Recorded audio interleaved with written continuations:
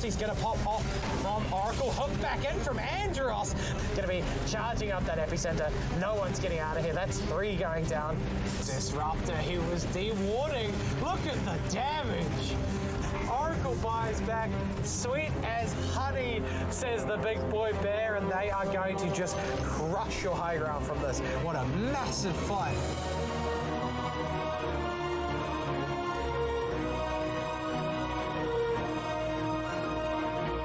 The action is heating up here at the LPL Season 2 for 2020.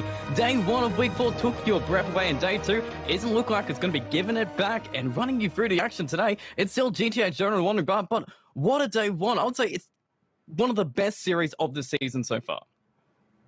Yeah, you took the words out of my mouth, GTH. It was an incredible series, especially the second series. Obviously, we had 2 yesterday. First game, Toons Reborn taking it out 2-0 over internal Discord in a sort of desperate last-breath clash to stay in the running for the finals. Meanwhile, 2 teams who are definitely in the running for the finals, Crossfire and Team Oracle, squabbled for dominance and traded wins in our second series.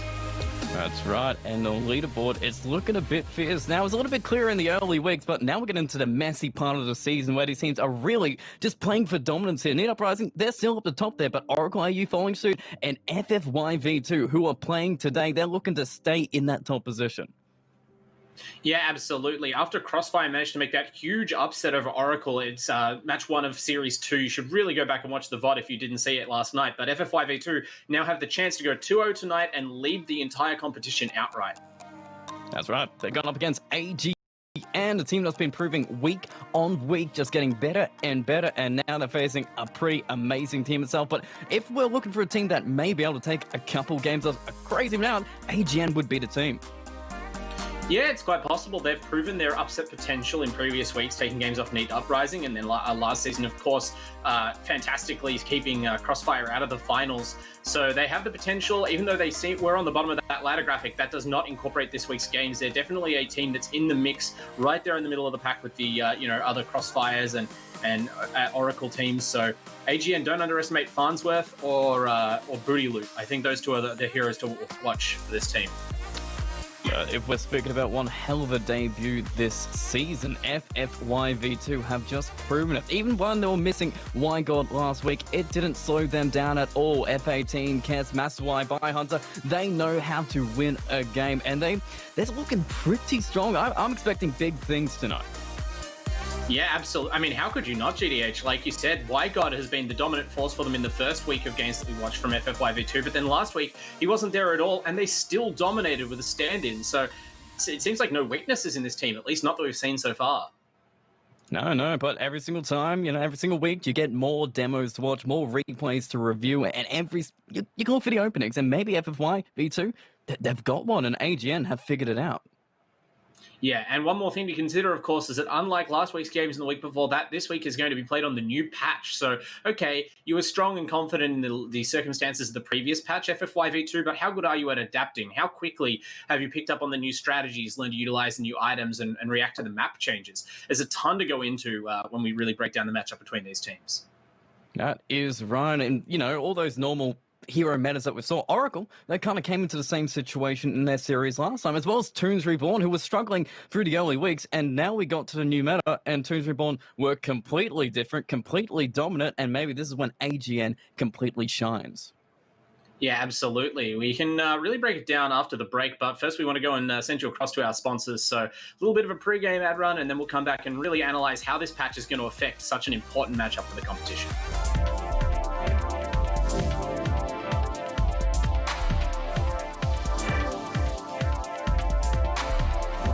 And we are back. Just a little bit of break before the action starts, but really, we need to talk about all these meta changes and how drastically the game has kind of evolved in between a day. We saw it in Series Day 1.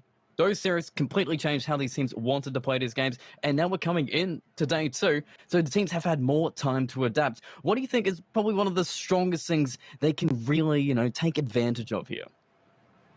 Well, absolutely. Like you said, with 24 hours of replays left to review, we've seen pro matches happen around the world now. So any shakiness on the patch from night 1 will have matured a little bit by night 2. But I think the teams last night did hit on some pretty key concepts for the map. Like lane dominators are in. and sort of lane spammers or heroes that rely heavily on their spells to try and break even in the lane are going to struggle. Like we saw Tobes playing the Grimstroke last night, for instance, and he plays the Grimstroke as well as anyone in this competition, as well as anyone in the region. The hero still didn't have the impact we'd normally expect. So I think that's one thing to consider. Another thing to consider is that even though, we might see some more hero nerfs upcoming, heroes like Ember Spirit and Quap and Ursa are likely just as strong as they were before, if not stronger. So you need to pay attention to them during the banning phase because of how they scale with the changed mid-game items. And speaking of banning phases, we're already into the draft. So game 1 of FFY V2 versus AGN, already into it. And the bans, they're seeming a little bit normal here, but they have been cut down to 2 this time. So you don't get as much to target, specifically Gamers Hard, who's been much of the priority whenever any team faces AGN here. Yeah, it's a real boon for teams who have like a whole suite of strong signature heroes. I think of the Need Uprisings of the world, who normally attract 3 or 4 signature bans. Now you are guaranteed to be able to get some of those heroes into the first pick phase if you want to, and it's really going to shake up the whole drafting dynamic. Damn straight, and those bans, they're kind of feeling the fit. Witch Doctor, Viper is the first 2 bans from FFY V2, so maybe they're banning against their draft coming up. Yeah, very interesting choices. I mean, Viper is the kind of hero that you can single out for a ban because he has this very unique break ability on the Nether Toxin, which is sort of unique amongst all heroes currently in terms of how early and how constantly he can access that property. But Witch Doctor's a little harder to pin down. Obviously, the hero is a great babysitter for safe lane carries who just need to farm and good at zoning solo offlaners. So perhaps that's the direction that FFY want to go. Maybe just big old tanky offlanes that just like to sit there, but Maledict does do a lot of damage if you let them hit you long enough. But Pugner, someone who stops heroes from hitting them, is going to be the final ban here. But the first pickup from FF1v2, it doesn't seem like they need to change too much into a new meta. They can still go with the safe Grimstrokes or Lich, everything that they're comfortable with. What do you want to see them pick up first? 10 seconds remaining. I wouldn't mind the Lich, because I think that hero can run enough mana regen and is mana efficient enough to get the job done. But it seems like teams are really enjoying this Mirana support. I think it's like we said, Team Secret and other teams at the top of the metagame professionally have really pioneered this highly flexible style of picking where your supports are effectively core heroes, and especially core heroes who have creep clearing abilities. And even if you have to give a little ground in the laning phase, especially now that early game tower gold has been nerfed and sort of losing your lane is not punished as hard, the ability to split push and keep the map shoved out can kind of compensate for that lack of laning power. We did actually see in Series 1, I believe yesterday, unfortunately, it was Eternal Discord who twice tried to make this Mirana work, but they couldn't exactly do it. They didn't have the best setups, and it felt like the Mirana wasn't able to hit his power spikes or make the rotations that it was needed. Do you think Mirana needs something strong to keep that impact here? Someone just to pair up to make sure those arrows land so she does have an impact? I mean, it seems very natural to say that you should... and here's CM. I really have been waiting for this hero to show up. I'll talk about her in a minute. I think Mirana does obviously want some setups because you should pick to synergize with your existing picks. But I also think that Mirana yesterday was by no means the reason that Internal Discord lost those games. I mean, both players who picked it up, especially AXPR in Game 2, actually managed to have quite a huge impact despite any sort of deficiencies in the draft surrounding her. And I guess just kind of prove that this hero really is the goods in terms of a flexible first pick. It doesn't necessarily need any later attention in the draft, so long as you have a player who's confident with hitting arrows and also how to position her in fights, because of course she is fragile, and Leap is the kind of ability that takes a bit of practice to use with finesse. Well, speaking of finesse, CM can bring it. The ults are good. The control with the Frostbite and the mana regen on top, especially when the meta has reduced mana regen. CM just kind of, counteracts and makes it seem like the patch never changed. Yeah, the tables have definitely turned on CM. Like last patch, she was completely out of vogue. Just a hero that, I mean, for all that her skills can be powerful in lane, she lacks like right-click presence, and other heroes could nuke her down. She just had left a lot to be desired in terms of scaling and survivability. But now, with the huge nerfs to in-lane mana regen being one of the most impactful changes for the patch, that CM mana aura becomes hugely valuable again and allows you to pick up a lot broader range of heroes.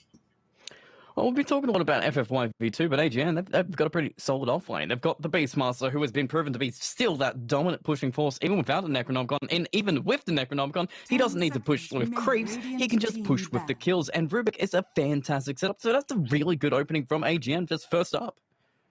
Yeah, Rubik seems to be another hero that's kind of just gotten stronger through the patch. His long cooldowns in lane don't matter as much when other heroes don't have the mana to spam their spells, and his spells are extremely powerful when you do commit to a fight.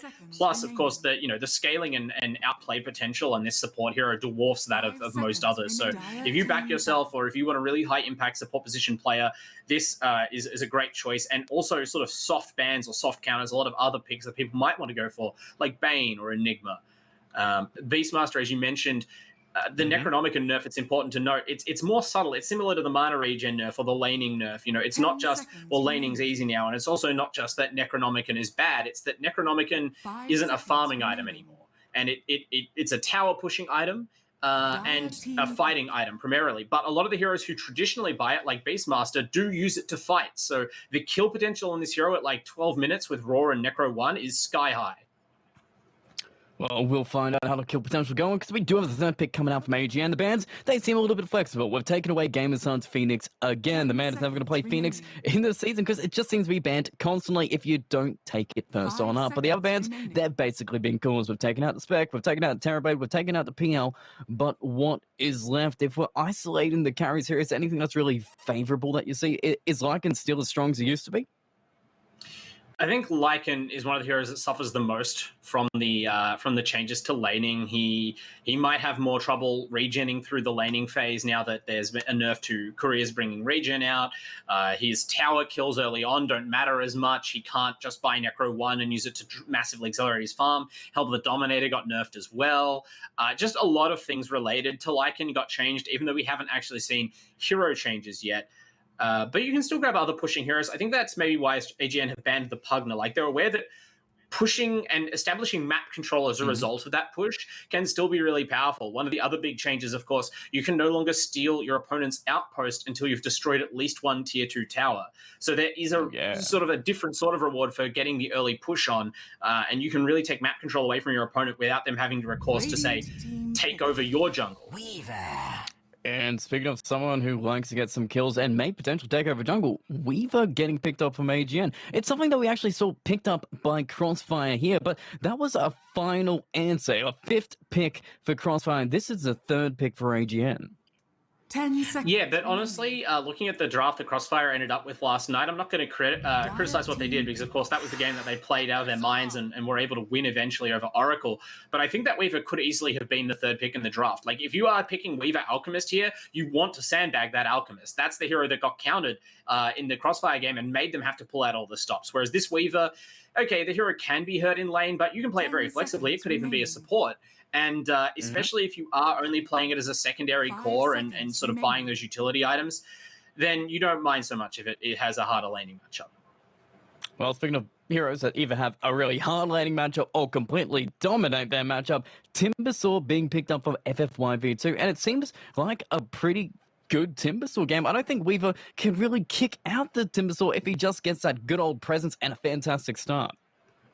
Yeah, I mean, there's possibly some sort of support or a tri-lane maybe where Weaver's spammable minus armor and magic damage might be able to help zone out the Timbersaw. But by FFYV2 first banning the Viper and the Witch Doctor, now we know why, right? Like, this is the hero it shuts down.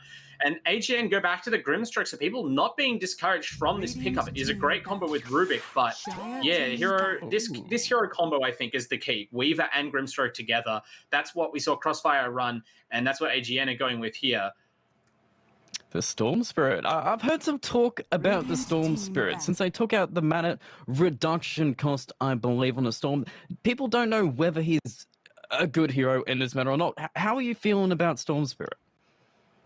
Yeah, the slight change to Kaya, where it's like mana loss reduction, or if that patch note was mistranslated. Now you have mana regen instead. So it's a very slight change. It won't probably affect your farming so much, but in terms of allowing like a higher maximum mana cap for Storm to ball around in fights, it does seem like it might be a nerf. On the other hand, spell lifesteal, right? Like, this is the reason we see the Pugna banned out first, I think.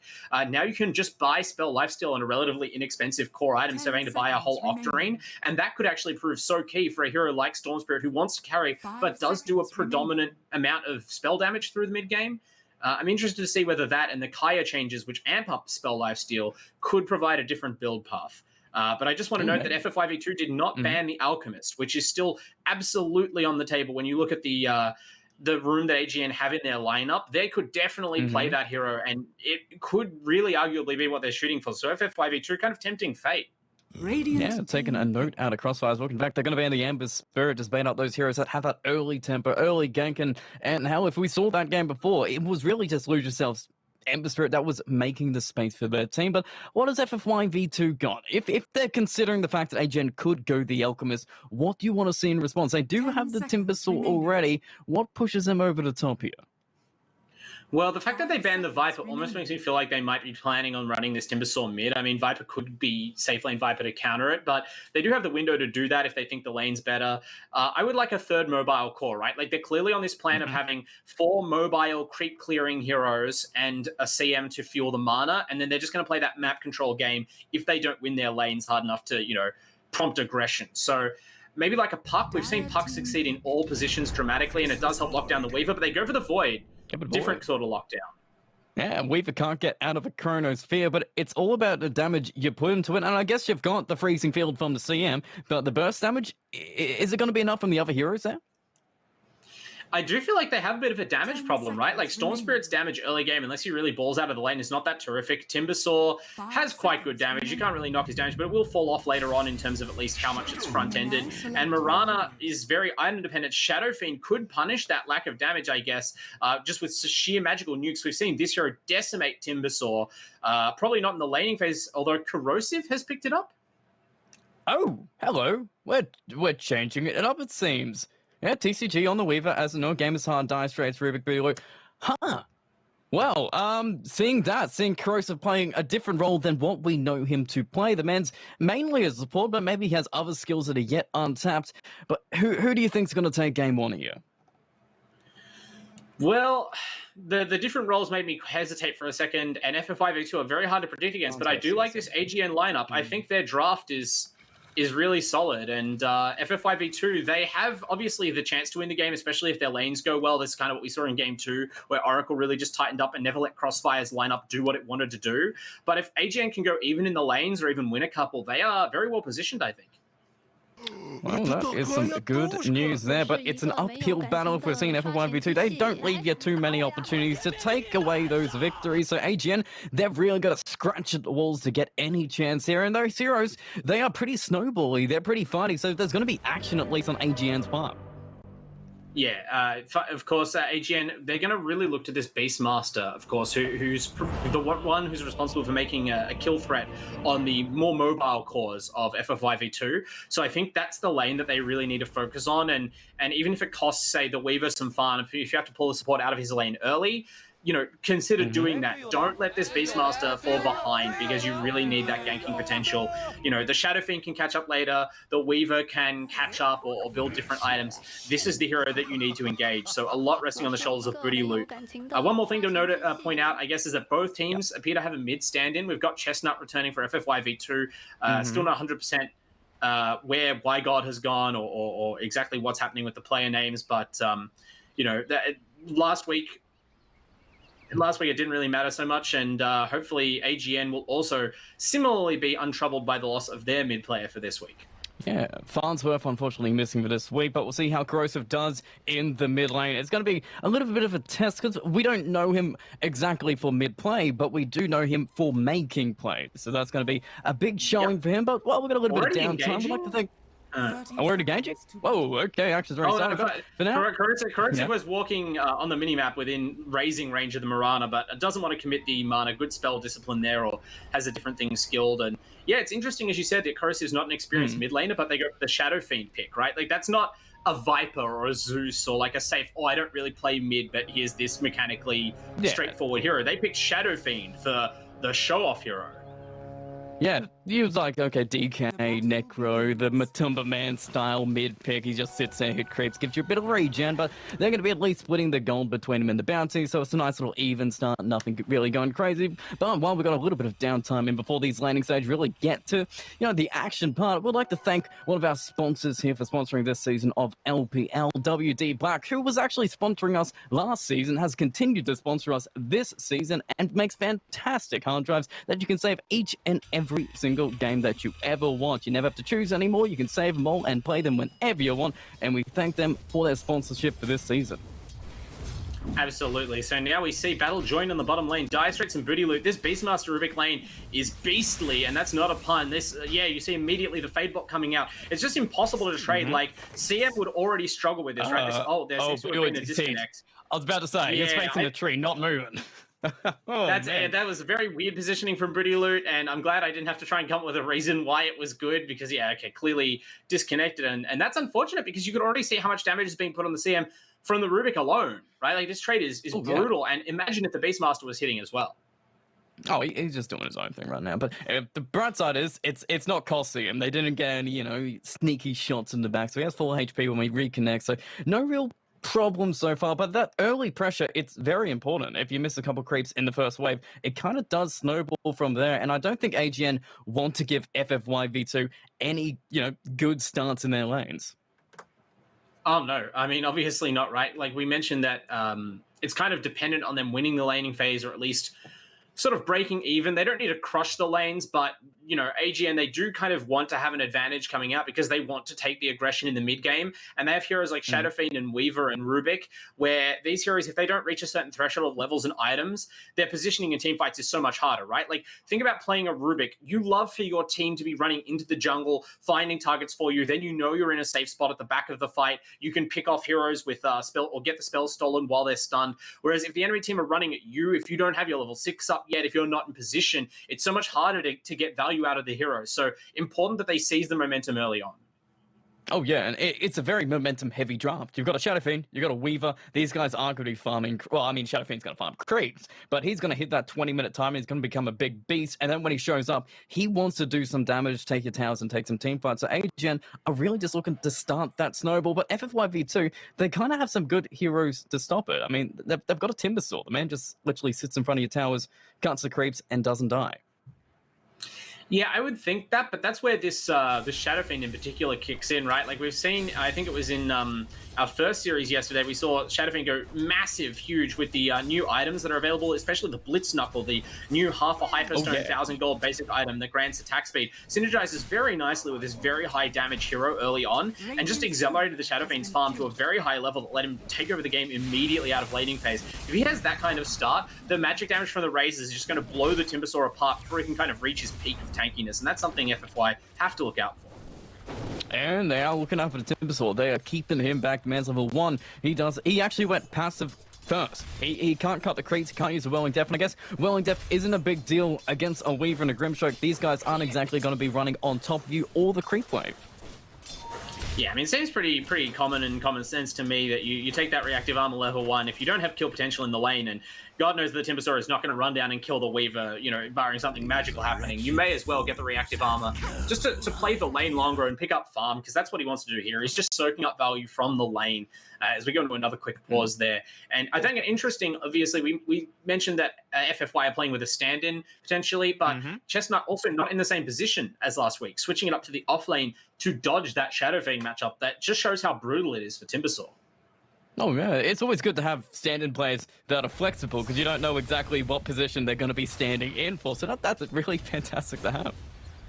Yeah, I'm flexible. I play Timbersaw in all roles. Oh, yeah. Specialist chopper pilot. But yeah, I think it's just interesting because I can't recall in the previous games we've seen FFYV2 play them ever having to really make a concession strategically like that. Like, this is the first time we've seen a team make a pick that was effective enough in the draft that FFY seem to have changed up their sort of default MO. And that's a win for AGN. It shows that they really are in this and they're being respected. Well, right now, Chestnut is not respecting TCG, moving up with him, using that dev, cutting those stats a little bit back and securing those last hits. And while he had a little bit of a slow start to begin with, he's evened up with TCG. So the lanes, they're not too drastic right now, but Storm Spirit is a little bit beating the Shadow Fiend. Void is doing a little bit better than the Beastmaster, and if it continues on the trend that we know F5V2 are known for, in fact, Corrosive, you're going the wrong way, buddy. You're going to Radiant's side of the river. You'll have to walk away. Storm Spirit's going to be hitting you in the backside, but you're going to be taking a whole bunch of damage that you didn't exactly need to, I guess. But I guess he lives in the end. And ooh, is that worth it? Giving Storm an opportunity, taking your regen down and allowing him to do it. But I guess it does enable you to TCG to get Chestnut, and maybe they can get booty loot as well. So the trades are happening in all these lanes here. The action isn't going to be stopping in this landing stage. It's just about to kill. TCG isn't even done. Chestnut has to jump away to safety. Doesn't die, but they're still going to be feeding away the first blood. Oh, I wouldn't be... Oh, TCG really could have committed there. I mean, the Timbersaw has no disable. There's no way that he can stop you running that Mirana down. Shikuchi plus a hit might have gotten the job done, but TCG, happy with the core kill he already had, definitely doesn't want to risk dying or even really being forced out of lane, and that's something to consider, right? If you dive and lose all your health now, well, you might have just shipped yourself out of self before these new... Oh, hang on, bottom lane. It's gone. Yeah. That's why I has to jump away. CM has no HP, so she has no life. 2 kills. Yeah, this AGN bottom lane is very dominant, right? Like, Faceless Void is not the weakest laner, although the regen change may hurt him because he is sort of a laner that just absorbs punishment, right? He has good stats if you try and trade autos with him, enough to stop you all-inning, but he can't really do anything to threaten kills. So this is where we see AGN just having their way with the laning phase. And at the top lane, like I said, the Weaver just holding back because you don't want to lose too much health in an age where your courier is so vulnerable shipping out regen. Speaking of vulnerable, Grimstroke's pretty vulnerable, going down in the top, so Cass landing the arrow, securing the kills, getting the pressure on, so the kills are going to be adding on up, but the gold lead is still in AGN's favour. The last hit's not the same old picture. Storm is starting to get ahead in that mid lane. Cass is already sitting there, but the man is sitting under a ward in the mid lane, so if Corrosive gets hit, it's because Corrosive is not watching. But yeah, Mirana going back to bottom lane, a little bit of fist, and here's what we're seeing, one of the downsides of having CM there. She can't exactly get into these fights. You're hitting the Beastmaster pretty hard, but if CM goes too far forward, she will just die. She does not have any HP, any armor, and is very vulnerable to a Rubik and a Beastmaster. And yeah, I mean, even the Beastmaster Boar summon can really mess with Sam's ability to position in fights, right? If she walks forward and starts getting hit by the Boar, she essentially has to freeze it and run away. Otherwise, she'll just get run down by the slow. She's moved so slow already that she can't afford to be, punished with that constant slowing effect. So really disadvantageous lane for FF5v2. They're making it work, kind of. The Faceless Void is keeping up with booty loot, if you consider that a win. Kill booty loot. They're holding down Frostbite. They need some more procs though, but the Feybolt is stopping all the damage. He's jumping forward though. So Void is committing. You're going to put the Boar up. You're going to get the telekinesis put back on in, and maybe you can take a Boar into the end, but now Void is taking a whole bunch of damage he did not need to take. You kicked out booty loot. You might be able to kick out the Rubik as well, but CM solo took the trade, but the arrow to the face is turning it back the other way. You get a bash, you get the kill. Kess takes another name, evening the kills between these two teams. Yeah, Dire Straits just got a little bit of blood in his eyes there, running forward, even though his core had already backed off, and it was very well played by them to negate the kill threat. They're just trading up top. He was going for the courier, but he missed, so, a little bit of damage to the face. This is really worrying for TCG, actually, taking so many nukes from the Timbersaw just there, not able to evade them even with the Shikuchi, and with Chestnut about to hit level 6, I mean, Weaver's going to have time lapse, but he's at very low health, so that ultimate not as useful as it could be, whereas Chestnut is going to have access to the constant range harassment of his ultimate, which could really push the Weaver out of lane quite quickly. Kind of scary to see, because you don't exactly want Weaver to be shut down lane. As we're pointing out every single week we've seen a Weaver, the man doesn't like to farm. He might be going a farming build. I believe he has some Maelstrom in his queue, but still, you've got to farm towards the Maelstrom, and that doesn't seem like it's going to be coming easily. Yeah, exactly. Like, that Maelstrom is key to getting any sort of farming game going on this hero, right? The hero just does not hit creeps fast enough otherwise to justify time spent focused on that activity. But maybe they could move TCG to mid and bring the Shadow Fiend up here, since they know that that's something Chestnut's been dodging. I mean, just having game as high helps a lot. In theory... Good. Chestnut's to solo him. They're going to get the ink spell, but I don't think this goes well for you, my man. You're going to get a stun on him. You're going to be trying to lower his arm down, but Dire Straits is dying in the bottom lane at the same point of time. So you lost one hero. Can you get one to trade it up? CCG runs through him. Doesn't do much damage. In fact, he walks it off. In fact, he's just regenning right on through it, and it's like he never came before. So the attention was wasted top, and it lost you some more ground in the bottom, shutting down the Beastmaster a little bit more and giving Massaway a pretty good landing stage, and we know what this man can do with farm. He can carry games, so you need to make sure he doesn't have a good laning stage. Yeah, absolutely. Although, again, Beer Hunter has to be so careful of that boss, so immediately retreating, and Massaway running forward to defend, although Booty Loot obviously can't overcommit at the moment. There is the Chronosphere running, so the FF5v2 have managed to establish a situation in this lane where they're getting this side pull off consistently, and AGN seem unable to contest it. I wouldn't mind them, changing up the lanes to free up the Grimstroke and bring that hero down here, because sitting on the Void seems quite valuable now that you've kind of lost the ability to actively harass Timbersaw. Well, the one thing that should be noted while that action was happening in the bottom lane, there was something happening in the mid lane. We were distracted for the moment, and Corrosive took a dive, and he is making that rotation top, so they're putting him against the Timbersaw for the better matchup, a little bit of extra farming for him. He has got, at least the top last hits, but it seems as if AGN had a good start, but they're slowly getting chipped away by FF5v2. Yeah, I mean, it's just a matter of power spikes, right? Like, every hero on the map is sort of hitting level 6 around the same time, at least the cores are, and the ultimates from FF5v2 are so huge in terms of laning presence, right? Like, the difference between Timbersaw without ult or Storm without ult, and oh no, Storm goes top and kills Corrosive again. He is not leaving this man alone. Going on damage. No. It's a double kill. You can't summon back. He went to go for the Timbersaw, but then Storm just followed him, so he dies twice, but there's a Chronosphere in box to get some more kills for FF5v2. We've lost 3 so far. Will it be 4? Booty Loot, it's running the slow. The control isn't there from the team, so he survives, but everybody else doesn't. That looks like a disaster, because now it is a 2k gold lead to FF1v2. Yeah, again, we're just seeing all the ultimates come into play, right? Like Chronosphere, that's practically buys you a kill. Storm Spirit and Timbersaw ultimates massively ramp up their laning presence, and there's just nothing that AGN have hit yet. Like, the Booty Loot still doesn't have the Roar, so he didn't have anything to counteract that right there, or to even threaten a counter kill. Weaver just does not get the same power spike from his ultimate, and so we're seeing the map sort of fall away from AGN. Well, right now, Timbersaw's just running around the Grimstroke, not really feared what the Grimstroke can do. In fact, it's just GameStar trying to stay alive as desperate as he can. He's dodging the chains, but running into Corrosive. Maybe we can turn it. Can we aim the raise? He's holding it. He's gone for no, the wrong cooldown. He can't raise, so he's just going to walk it and make sure he can't chain. In fact, he's going to be given up. They don't get this goddamn Timbersaw. It seems like they can never kill the man. He's even got a self, so he's full HP again. This lane is just being sacrificed to this Timbersaw, enabling Chestnut to have a fantastic game. I mean, past a point, this is kind of what happens with the Timbersaw. You tried putting the Shadow Fiend against him, and they just moved the Storm up there with the extra mobility to create a brutal 2-on-1. So now they've realized AGN have that they just need to prioritize the Shadow Fiend's farm, which I think is correct. One of the things you can do against Timbersaw is just give up his lane, right? Like, he's going to get an amount of farm, but you know this hero will never carry the game for FF5v2, right? Like, it's literally possible to keep feeding Timbersaw until literally creeps knock down your base, but like, this hero is almost never the actual reason you lose, so much as it just like decimates your team's ability to scale while someone else takes over, which we are seeing from the Storm and the Void. But at least by farming up Corrosive in the jungle, letting the Timbersaw have the run of the lane, we are guaranteeing that they're going to have a mid game in order to actually take fights with. The net worth is coming. He's evening up with the Void just a little bit. We'll see which way he wants to go. Do you want to see him go the right-click fashion build that we did see from Gunchi on day one, or the classic Yule Scepter combination just to utilize that fear? I think that Corrosive needs to have a right-click build going, because I don't think this Weaver is necessarily going to become your primary damage dealer, and they don't really have anyone else, right? Like, their team has a lot of control. I think physical SF is in, so that's the way to go.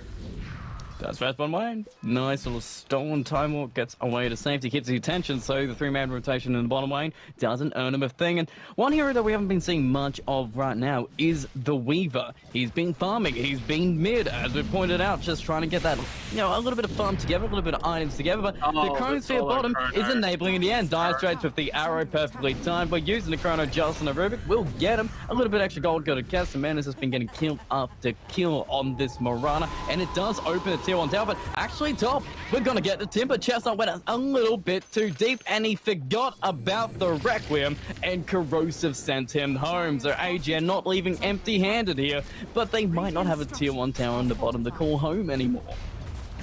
Yeah, that's a great kill onto Chestnut's Timbersaw. He was super farmed, and I think just got a little cocky there. The Timbersaw did survive the Shadow Fiend before, but there were two key factors there. One, the Timbersaw walked into that Shadow Fiend when the Shadow Fiend's raise was on cooldown from farming creeps, so did not get hit by that third scaling raise, as we see TCG avoiding death. And the other thing is the creeps had previously stacked up his reactive armor. Oh, they tried to go for Void, but it didn't work out. They took the Raw on the Void. He's still got HP, and now it's just Rubik trying to limp away with the Necronomicon picked up, but they've found the Storm in the mid. That is worth it. I'll take the Storm any down. Let's Chestnut kills you. No, he's gonna run back. Silence goes in. He is big, but he's not big enough to save the Storm, and that's a big kill. The man was top net worth, and now he no longer is. Corrosive is at the top. He had a little bit of rough punches when he died twice, but it hasn't hurt him too much in the end. We're 12 minutes in, top net worth Shadow Fiend. That's pretty great. Absolutely, and I mean, it's really interesting to see how these teams have, like, reacted to each other's movements and sort of forced new paradigms in the game, right? Like, FF5v2, they changed up the laning phase, made this kind of tri-lane bottom after getting a few key levels on their cores, and now they're doing well. But even though AGN supports have been dying, we've seen a couple of deaths on the Grimstroke and the Rubik each, they are now both level 6 and 7, whereas the Grimstroke was level 3 just a few minutes ago. And those levels in the silence are what contributed to that big Storm kill. So AGN, don't underestimate what they're getting out of the map right now. Well, they're getting a Weaver out of that. Yeah, he gets caught. It's a sacrifice they seem to be willing to make, putting all their priorities on the Shadow Fiend here, but the arrow's going to miss. The pressure keeps on coming. The entire team is moving up with the Moonlight Shadow, but there's already a center in place just to see if they're there, but AGN, they're not falling for it. They're making the space. They're moving to different lanes. Corrosive going back to base just to get a little bit of a regen, and maybe they want to mount a defense here, but Massaway, he's going for the Battle Fury. He's not going to be ready to fight for at least a couple more minutes. Maybe the Battle Fury and one more item is the opportunity. In fact, it's the opportunity to get a Soulbind in the bottom. With the tether between the two, they're going to get the Raw on the Timbersaw. The control was there, but he fell 4 HP. CM is dead, but you need something bigger than just a CM. You've traded the Rubik, but now you want the Timbersaw. Maybe you take the Mirana's Constellation Prize. She's still running. She doesn't have any leaps yet, but the cooldown is going to come back up, and they get back to safety. So you get a CM in the end, and it's not a clean trade. You lose the Rubik, you lose your ultimate timings, and you slow down your defensive and your snowball nature. AGN, they're not snowballing. They're starting to roll a little bit, and then they roll a little bit backwards. Yeah, this is... This is extremely reminiscent of the last game we saw in last night's series where Oracle kind of steadied up, and their lineup was similar to FF5v2's where they seemed kind of fragile, but they were able to seize the initiative from the laning phase, and that kind of enabled them to play the map how they like and farm up multiple seemingly fragile cores, as FF5v2 are doing right now with the Void and the Storm. And we're seeing a similar thing from AGN where they're putting their priority on one carry to farm in the Shadow Fiend, but it's not clear that the Shadow Fiend is going to be able to outscale these three cores from FF5v2. So how long do you farm for before you decide it's time to try and come to fights? Well, they're going to be forcing farms. They're going to be just marching up the lane. FF5v2 are going to be trying to take some names, but it depends what name they are given. The runes have spawned, and it looks like Biohunter's going to be able to get the bottom ones, and the top ones are going to be given up to Storm, who hasn't really been needed in these fights too much. He's got the pickoffs on what? Corrosive when he shows in the mid lane. He tried to go for TCG when he showed in the mid lane, but other than that, the man's been farming himself, picking up runes, and taking his own scaling up. So they've got two extremely farmed cores, and Timbersaw, he's not fallen behind either. His great lane just kept them even with every single other. So FF5v2 have a great start. Maybe they lose a CM, but it seems like that's the sacrifice they always give away just to tell these cores, get on out for now. It's going to be a bad fight, and they don't lose anything massive. Yeah, I mean, B-Hunter was so far forward there on the CM that I hesitate to call it, like, out of position. I assume he was just intentionally standing there as a human ward and willing to give his life for the cause, which, fair enough. Did intercept that movement, and even if you feed the Corrosive Shadow Fiend a little bit of gold, Shadow Fiend in terms of a hero, he might be able to farm as quickly as the cores on the Radiant side with these items, but I don't think he uses the gold as efficiently as multiple heroes combined. So AGN, they really need to do something to engage sooner rather than later. The Weaver and the Beastmaster just can't keep up with the farming speed of these FF5v2 heroes, and this is that rationale I talked about in the drafting phase, where you pick mobile, burst farming heroes all across your lineup, because it allows you to do this. Just get more out of them. They're just pushing a 2-on-2. Everybody else is getting a little bit of creeps here. I guess The TCG's in the top lane, pushing out the top wave, maybe getting the Diffuser Blade. Who knows? We need it a little bit quicker, but we do have the Shadow Blade, and Corrosive is moving forward, but guess who put 2 sentry down already? They see it, they break it, but Bernard goes in, F18 is finding Corrosive, and he's dead. He can't use the Shadow Blade, because he's dead instantly. The gold is going to be wasted. They get a fantastic pickoff. Chestnut gets even more kills, even more reactive armor, and FF1v2, they're even in a better position. 6k gold net worth to them, a tier 1 tower pretty easily taken. Even if you get the Whirling Death on Dire Straits, he's pulling it back in instantly, and now they're just losing map control to FF1v2. They can't do this with a snowballing draft. No, exactly, and like that, we just see there in that kill the telltale signs of a really great team. What sets FF5v2 apart from some of their contemporaries here. You saw how committed they were. They have the game sense to be aware that the Shadow Fiend is the only hero that AGN can really rely on to scale in time with the FF5v2 cause. He's their great big hope. So when they see him out of position, they go immediately. They commit the Storm balls all the way in and pull, and they cast every spell. They cast a Fringe CM ultimate just to get a couple of ticks on him at the edge. They cast an arrow to the mini stun. They just knew they had to blow Corrosive up. They're blowing, yeah, they're going to be blowing Chestnut up, but they get the Timbersaw and waste everything on the Timbersaw, which means Booty Loot is open to go on in. Storm gets in, gets on out. Soulbind being wasted because he's not tethered to anybody, and he just walks the goddamn hell away. TCG running in, but he doesn't have the Diffuser Blade himself. But what control you got? You've got nothing. No stuns to stop any TP, so Storm gets out scot-free, and he gets himself another kill, and all he sacrifices the Timbersaw. I mean, it's a big kill, but that was a lot to get it out of. Yeah, I mean, the fact is, the way this game is going is that FF5v2 have a 3-core lineup, and AGN have, like, a 1-core lineup, or a 2-core lineup, I guess, if you want to count the others as half a hero each. But Beastmaster and Weaver, the superior mobility of the FF5v2 heroes means that they have to be very careful about where they farm, and they don't take neutrals that well, so they're just not able to scale up at the speed that they have to, and therefore it makes it okay for FF5v2 to trade in one of their core heroes every fight, because the other two will continue to outscale what AGN is doing. It seems like it is, because right now, TCG, he probably needed his Diffuser Blade, what, 3 minutes ago, maybe even 4 minutes ago, when they started pushing down the bottom lane and forcing fights here. So the timing seemed a little bit off for what AGN ideally wanted to play. Maybe Corrosive has a whole bunch of farm, and when he does get the potential to put that damage to work, it does pay off. But what do you need? You needed Raw, you needed Inkspell, you needed every single thing to get 1 kill, but there's still 4 heroes that seem pretty free to get the others that you still need to shut down as well. Yeah, we're seeing a bit of a weakness in the AGN draft here. They drafted for the lanes, and the lanes, they went okay initially, but ultimately I don't think you can really call it a win, not to the degree that they needed. Now that they're out of the laning phase, this Weaver hero lacks some tools that other core heroes need in terms of control and burst, and so these supports don't really make up for it either, right? Like Grimstroke and Rubik do not have great stuns between them. So the game plan that we saw last night that gave, the Crossfire team hope, where you will try and lock heroes down and mana burn them, isn't possible here because they just lack lockdown outside the Raw. Maybe that was okay if you thought you were taking the initiative and you were just ganked with your Raw cooldown, but now it's FF5v2 forcing the tempo, and they are not going to be so nice as to play around that for you. No, they're going straight to the high ground. You're trying to get away at this tier 2. They use a glyph to kind of slow you down, but now they're in your high ground. They're going for the tier 3 to have the Chronosphere, but they're backing out. It's bait the entire time to not make sure you don't go high ground, and now they can go back to their farming advantage. They've got the Battle Fury, so this is exactly what Masterway wants, and now they're going to get Sans on the Grimstroke at the bottom, and Storm just literally runs away out of there to make sure they're not going to be capturing that outpost anytime soon. So it seems like FF5v2, they may have played a little bit shaky in some aspects, but they still know exactly what game they want to play and are forcing AGN to play it to a T. Yeah, it's again, like, signs of a great team. Number 2 is the ability to bounce back and to work your way through issues without really missing a step. And even though AGN kind of got the edge over FF5v2, I think the Shadow Fiend last pick was really, really smart and gave them the edge in the draft. FF5v2 only took a couple of minutes to work out how they wanted to adjust their lanes. They didn't panic, and from that point, they really have been dictating the pace of the game. So if you're AGN, it must be kind of demoralizing to feel like you've got a game plan set up and then suddenly be just forced on the back foot like nothing happened. And right now, something is happening. We've got a Timbersaw in the mid lane. It kind of seems to be the feature of the hero itself. He sits in a lane, he tries to make you force him out of it, and that draws the attention away from the people in the top, pushing that one in. It draws attention away from the Storm Threat, who's looking for kills himself.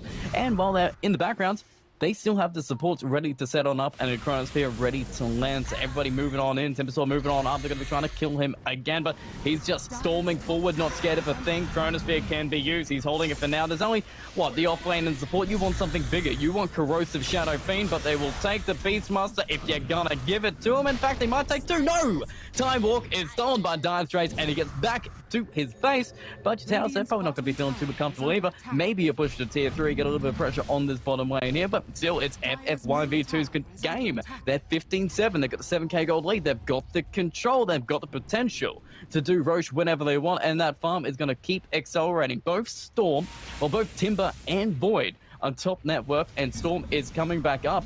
He's got the Bloodstone, so it's all good from here. Yeah, I think shutting down the Storm to the point that he falls behind, like, okay, there's something funny happening to the Storm's net worth right now, but regardless, the idea that you're helping to shut down the Storm and keep his items relatively low is pretty valuable. If that is indeed what's happening. That's like shutting down the Timbersaw, I would say, well, that's the hero that's going to naturally fall off towards the late game. You can't celebrate that too much. But if you can hurt Boo scaling, that is a hero that doesn't necessarily ever have one really dominant peak of power or explosion of farming potential. So, you know, it hurts him at all stages of the game to die. Void is kind of the same, actually. So AGN, I mean, maybe if they can find some winning team fights, they can play their way back into this. We shouldn't write anyone off after what we saw Crossfire do to Oracle last night. Oh yeah, but I guess one of the different factors here is they had the Alchemist and AGN has the Shadow Fiend. Do these heroes work mirror? Can Shadow Fiend just hit that power spike where he is insane and impossible to kill and can win the game for you? I mean, it might be harder for you to accelerate out of this current slump. Oh, hang on, there's the Chrono. It comes on in, Massway gets it, the chain between them. Timbersaw even comes in help, but there's the Requiem. It can't save one, but maybe it saves the Rubik. Void cannot jump out. Storm goes in, but it gets leashed and tethered. This is the opportunity you need. TCG doing the damage on Miranda and back, gets a double kill, and they're cleaning it up. We're talking about opportunities here, and this is a perfect one. Chest done. Looking to finish Corrosive, but he is button. He is brazen, and he is manning on up. Bloodstone being pumped, getting a little bit of regen in. Hunter has turned on up. They put the sentry down, they chain on through, they get themselves Corrosive, but they'll get themselves a CM on top. It's a fantastic fight for AGN, exactly what they wanted. It takes the gold lead back and feeds TCG, the hero that needed it, and gives him an opportunity to get back into this game. Yeah, absolutely. That's massive. I mean, you normally say that Shadow Fiend is another hero that's really harsh to die on due to the way the souls work and just the hero's progression in general, but you'll take it for that trade when you were that far behind. So many things going just slightly right for AGN. Masterway's Chronosphere, I mean, it's hard to criticize a two-hero Chrono, and he is good at just snapping them off to make sure they get use, but only hit the two supports, and even though the Shadow Fiend walked into it, hit the support and the offlaner, but couldn't kill the offlaner. So Beastmaster maybe needed a bit more target priority or a bit more coordination. Instead, he lives, gets the roar off. That nets the kill just on the Void as he's going to leap out. And then similarly, the Shadow Fiend just lives long enough to turn around and kill the Storm thanks to that great Grimstroke play from Game is Hard. So maybe this is the turning point for AGN. They are still behind, but they're going to get some items up. Oh yeah, that tethering of the Storm's Spirit just as he ran into, he thought he would get a pick off and just run away again like he did last time, but nope, not gonna happen there where Timbersaw is just jumping, connecting, and chaining him to the ground. They can kill the Storm's Spirit, and as you're talking about, Storm doesn't like to die. He likes to keep accelerating on. He picked up the Orchid to get the kills, to keep on accelerating, so these big kills are massive in stopping the momentum of FF1v2, but still, you've got to keep the pressure up yourself. The smoke was an attempt to do it, but it's not exactly finding any single heroes here. What do you want to see AGN do from this point? They took one good fight. What's the next step? I mean, that smoke gank wasn't the worst idea. I didn't see exactly how it played out, but I mean, your Beastmaster, like we mentioned, has great kill potential. Necrobook actually does way more damage to heroes now than it used to. So in theory, your smoke gank with Roar and Necro is very strong even against the Void, but they just weren't able to find anything. So maybe keep trying that. Any pick-off you get in that way will be, of course, big free value to your team. I don't think they can realistically expect to take too many team fights that go as well as the last one, so they need to do something other than that to try and keep their comeback going. Maybe taking just a farm or map position trade against this Roshan if they don't want to fight it. Well, right now they've got a Tim's Hawk. wearing a voodoo mask now. Let's just walk him around.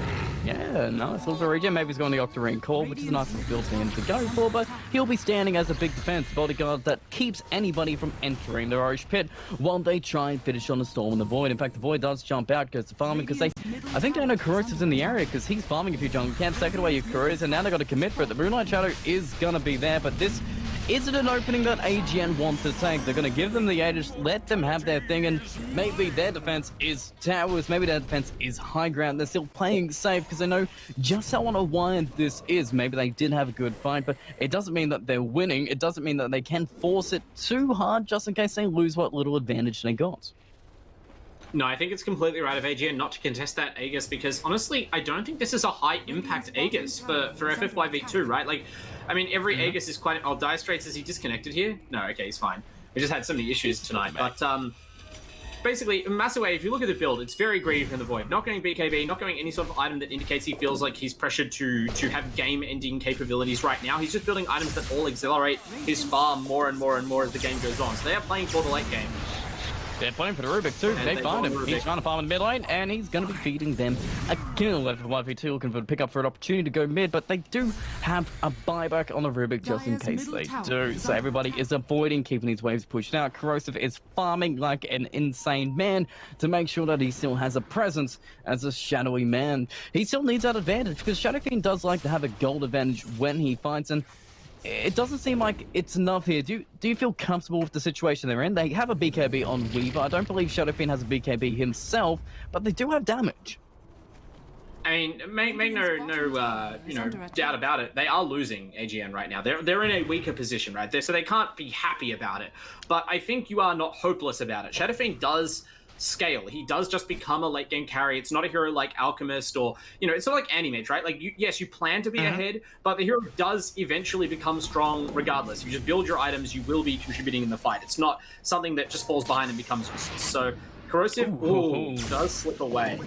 As long as he keeps getting farm, he's doing a fine job. And FFYV2, like I mentioned, their timing is not now, right? This Storm and this Void, they're going for the late game. So this Aegis is a farming Aegis, and Corrosive knows that the most important thing then is just to keep trading farm. Well, I mean, while we got a little bit of downtime, maybe we can take an opportunity to thank another one of our sponsors for this season of the LPL. The New Zealand Defence Force, they are sponsoring this season of the LPL. We thank them every week because it's a fantastic sponsorship, and they are recruiting for all positions in the Army, the Navy, and the Air Force. And if you're looking for more information, just go for a look at defencecareers.mil.nz for all the information there, and we thank them for their sponsorship for this season of LPL. Absolutely. Tier 3 neutral items now also coming out. Another reason for these teams to delay a little bit longer before the fight as they go in.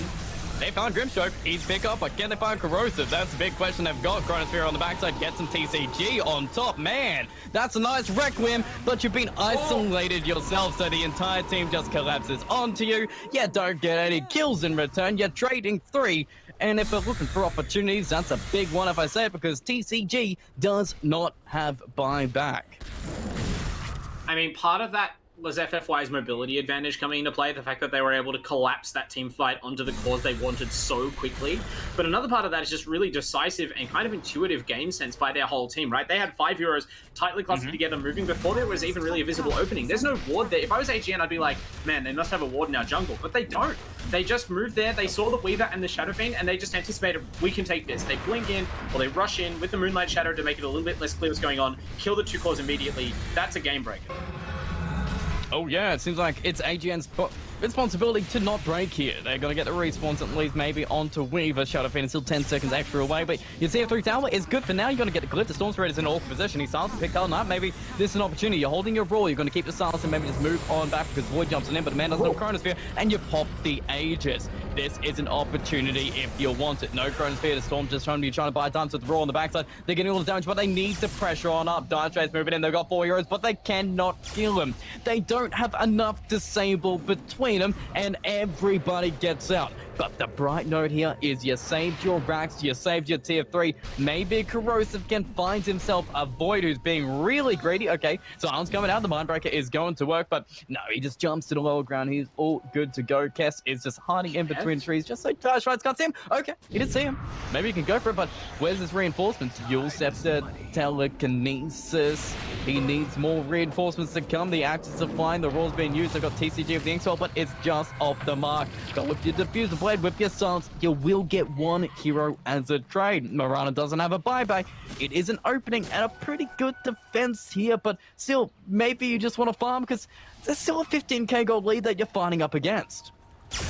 It's just hard to see them ever taking an objective, right? Like the Chronos will be up again very soon. I can't imagine them walking towards the tier 1 tower and risking their lives for that against the strength of FF5v2. Like the positional advantage of FF5v2 is already so strong. If they know where your heroes are on the map because you show by walking down the lane towards an objective, you are just setting yourselves up for disaster, even 4v5, I would argue. But very good kills. Nice to see Dire Straits getting to pop off a little bit on the Rubik's. A nice play there, stealing the arrow and getting the kill. So big value for the team. They need to just keep taking these little incremental advantages, as frustrating as it is to win a fight or to get a kill like that and go, all right, back to the farm. Like, that's all you can do right now. You just have to carefully, patiently play your way back to some sort of parity or power spike where you can do stuff.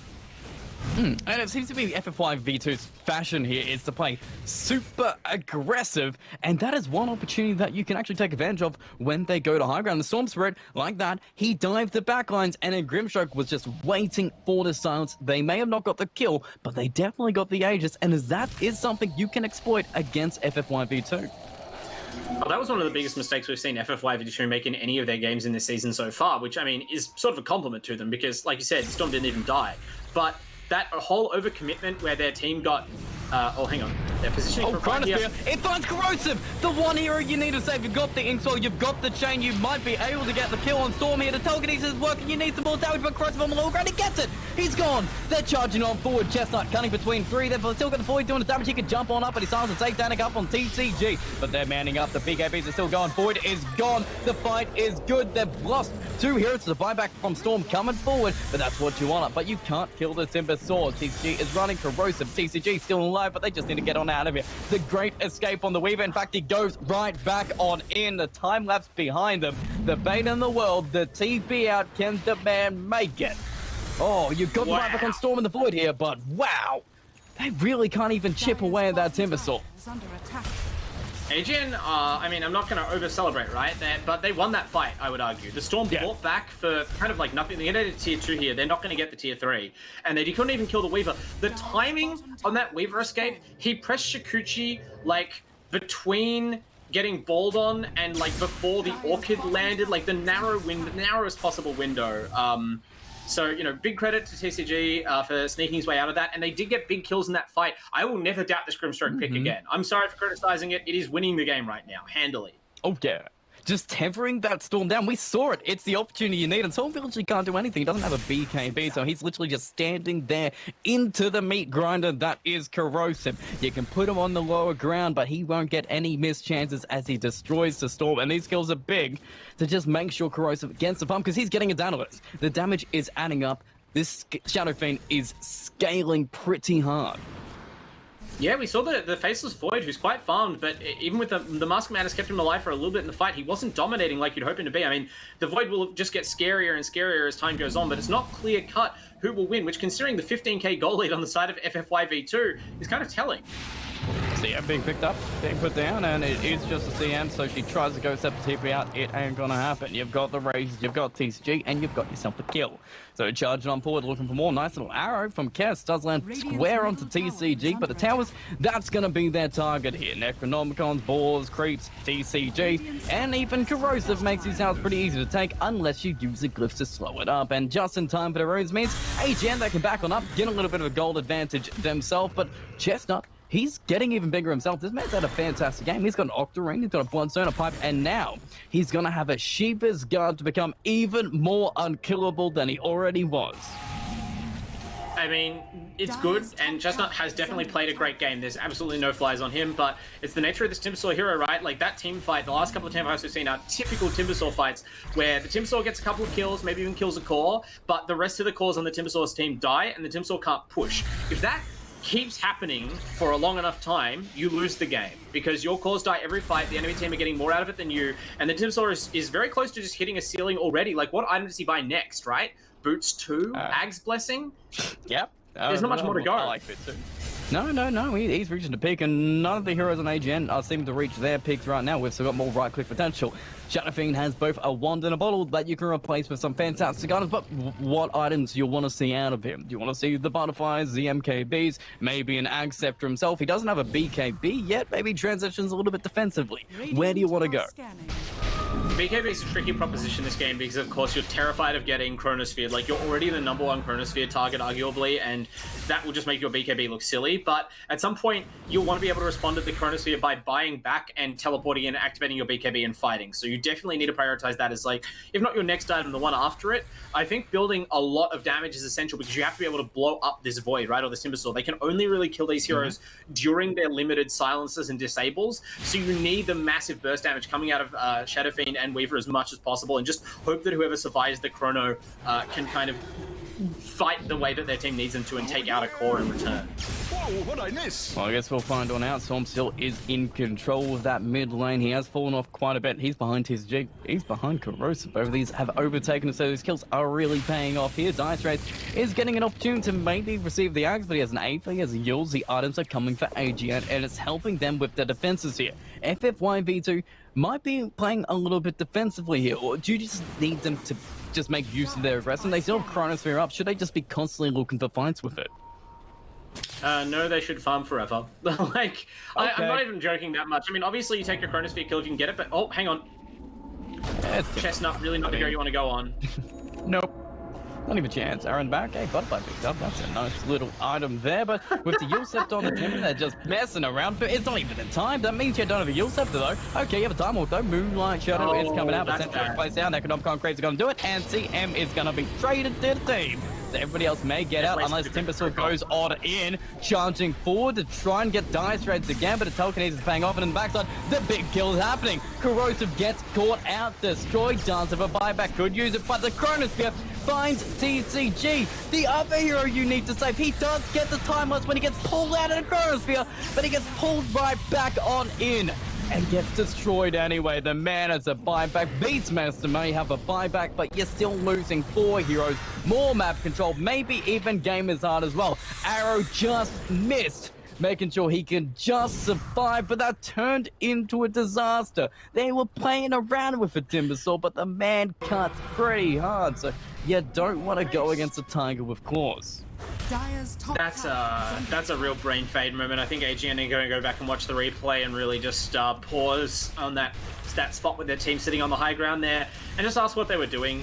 Like, what is Dire Straits doing messing around with Chestnut 3 minutes before the outpost matters, trying to prevent a capture with the Yules? And even if you are baiting with a support, like, what are you trying to bait? That team fight is terrible for you on AGN, right? They've been winning, getting these small incremental pickoffs, or taking team fights from a defensive position where FFYV2 are forced to initiate with imperfect information. That time, AGN show all of their heroes. They waste the Grimstroke ultimate, which, like it or not, is their biggest teamfight spell right now, on the CM alone, and then they just have no opportunity to pick apart the cores like they did last time. They get split up and killed, and probably lose the game, honestly.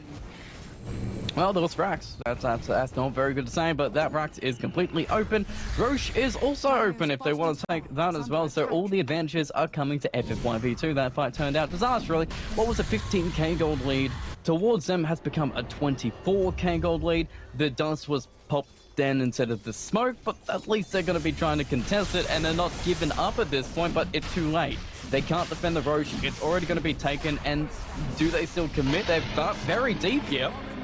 They might just need to run around the other way, but oh man, what can AGN do? Their timing seems so off for what they need. Dire Straits is going back on the Timbersaw again.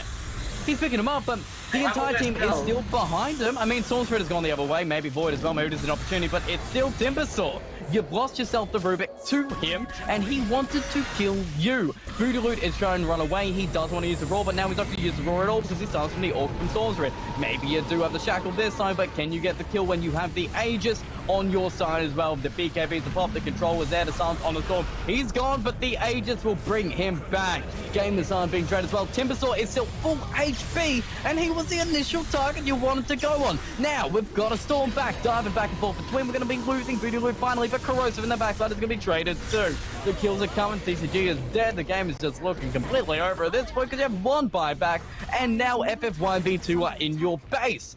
What were they thinking? I'm not going to knock AGN too hard for that decision. That was the right decision to make. It was the previous fight in their own dire jungle that was game losing. That team fight was just recognizing, like, they needed to they needed to interrupt the Roshan. They failed to interrupt the Roshan, and then they looked at the game state and they said, we were barely holding on before we just lost a team fight, 10,000 gold and a Rax. Now we've lost the Aegis. This doesn't get better for us. When you looked at it, the Void's Chronosphere was on cooldown, and so honestly, that was the moment where AGN was strongest relative to FFYV2, probably for the rest of the game. So that's when they tried to take the fight. It was just too predictable, and Chestnut did a great job of zoning them out and being this impossible to initiate on hero, really kind of stifled their plans, but it's just too much ground to make up for AGN in the end, and you can't give away team fights like you did in a top jungle when you're so far behind. Maybe they just got carried away with the comeback they were making, or forgot how much of an advantage FFYV2 had. Maybe. Yeah, it seems like they were just playing their game. They were having fun. They got like one advantage out there, and they're like, yeah, we got a kill. Maybe we can play around with Timbersaw. And then when reality comes to play here, they're taking down your bases. They're, you know, winning the team fights. They're baiting out Timbersaw and baiting you into bad plays that you must make. But right now, it's costing you the game. GG's being called, and FFYV2 end up comfortably taking game one. Yeah, look, AGN, they did more to push FFYV2, I think, than most other teams, and they do have some positive signs going into game two, right? As you said, they intended to snowball out of the lane, so they were on the back foot from very early on. After that first couple of lane rotations around the cores level 6 timing put FFYV2 in the driver's seat.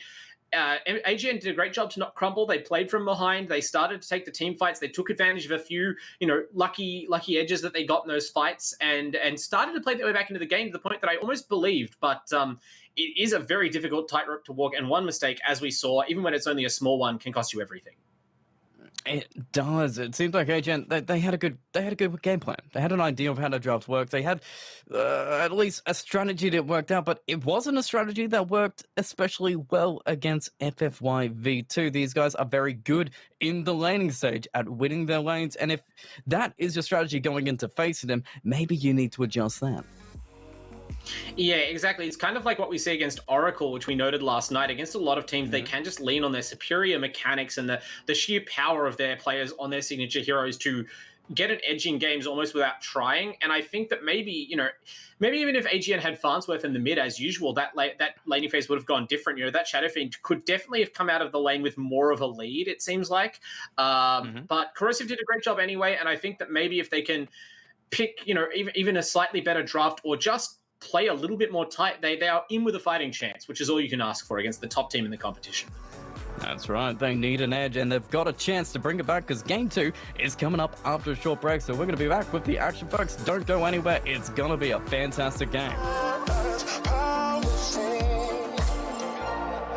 And we are back after a first fantastic series. FFYV2 still proven why they are at the top of the board. These guys are fantastic in every single aspect. Even the meta change really didn't slow them. They've been able to do it even with player changes in between weeks. They're still as strong as they used to be, but AGN, they're still bringing it. They've got interesting drafts, interesting adaptations towards this meta. So game 2 is looking pretty good because this is when you make those adjustments from the shortcomings in game 1. Yeah, absolutely. And they seemed like they're within striking distance, right? Sometimes you watch a team line up in a series, and between game 1 and game 2, the problems are just too big to overcome with a 5-minute team huddle and a different draft. But I don't think that's the case for AGN here. They put FFYV2 on the back foot in a way we haven't really seen in their previous rounds, where, okay, FFYV2, they definitely have really confident, practiced players. Their execution, their drafting, and their strategy and their grasp of the game is top-notch. But there were a few moments there at the end of the draft, in the early laning phase, in the mid game where they started to give up kills, where for once they didn't seem to have an immediate response. They kind of just fell back a little bit, or they gave up some odd kills. They threw their Storm Spirit Aegis away. They did funny things that gave a sense that AGN might be able to exploit these windows were they not so far behind with a draft that was meant to be ahead from the laning phase, or if they're just being able to come up with a response faster themselves when that laning shift happened, maybe, any number of things could have put them in a position to actually win the game off the kills and fights they took. As it was, they have to take a bit of morale from them instead. They have to look at that and go, look, we got our wins in that game. We bloodied their nose, and if we just tilt at them again and believe in ourselves, we have a real shot. Well, the one thing that should be noted as well, for the little bit of adjustments that AGN had in their drafting, their builds were kind of the exact same. They didn't go prioritize the Busts and Knuckles. They had the Shadowblade build come from the Shadow Fiend, but the Weaver was pretty standard. He just went Maelstrom, BKB, average stuff. Beastmaster, he just picked up the Necro books, as we saw on the last patch.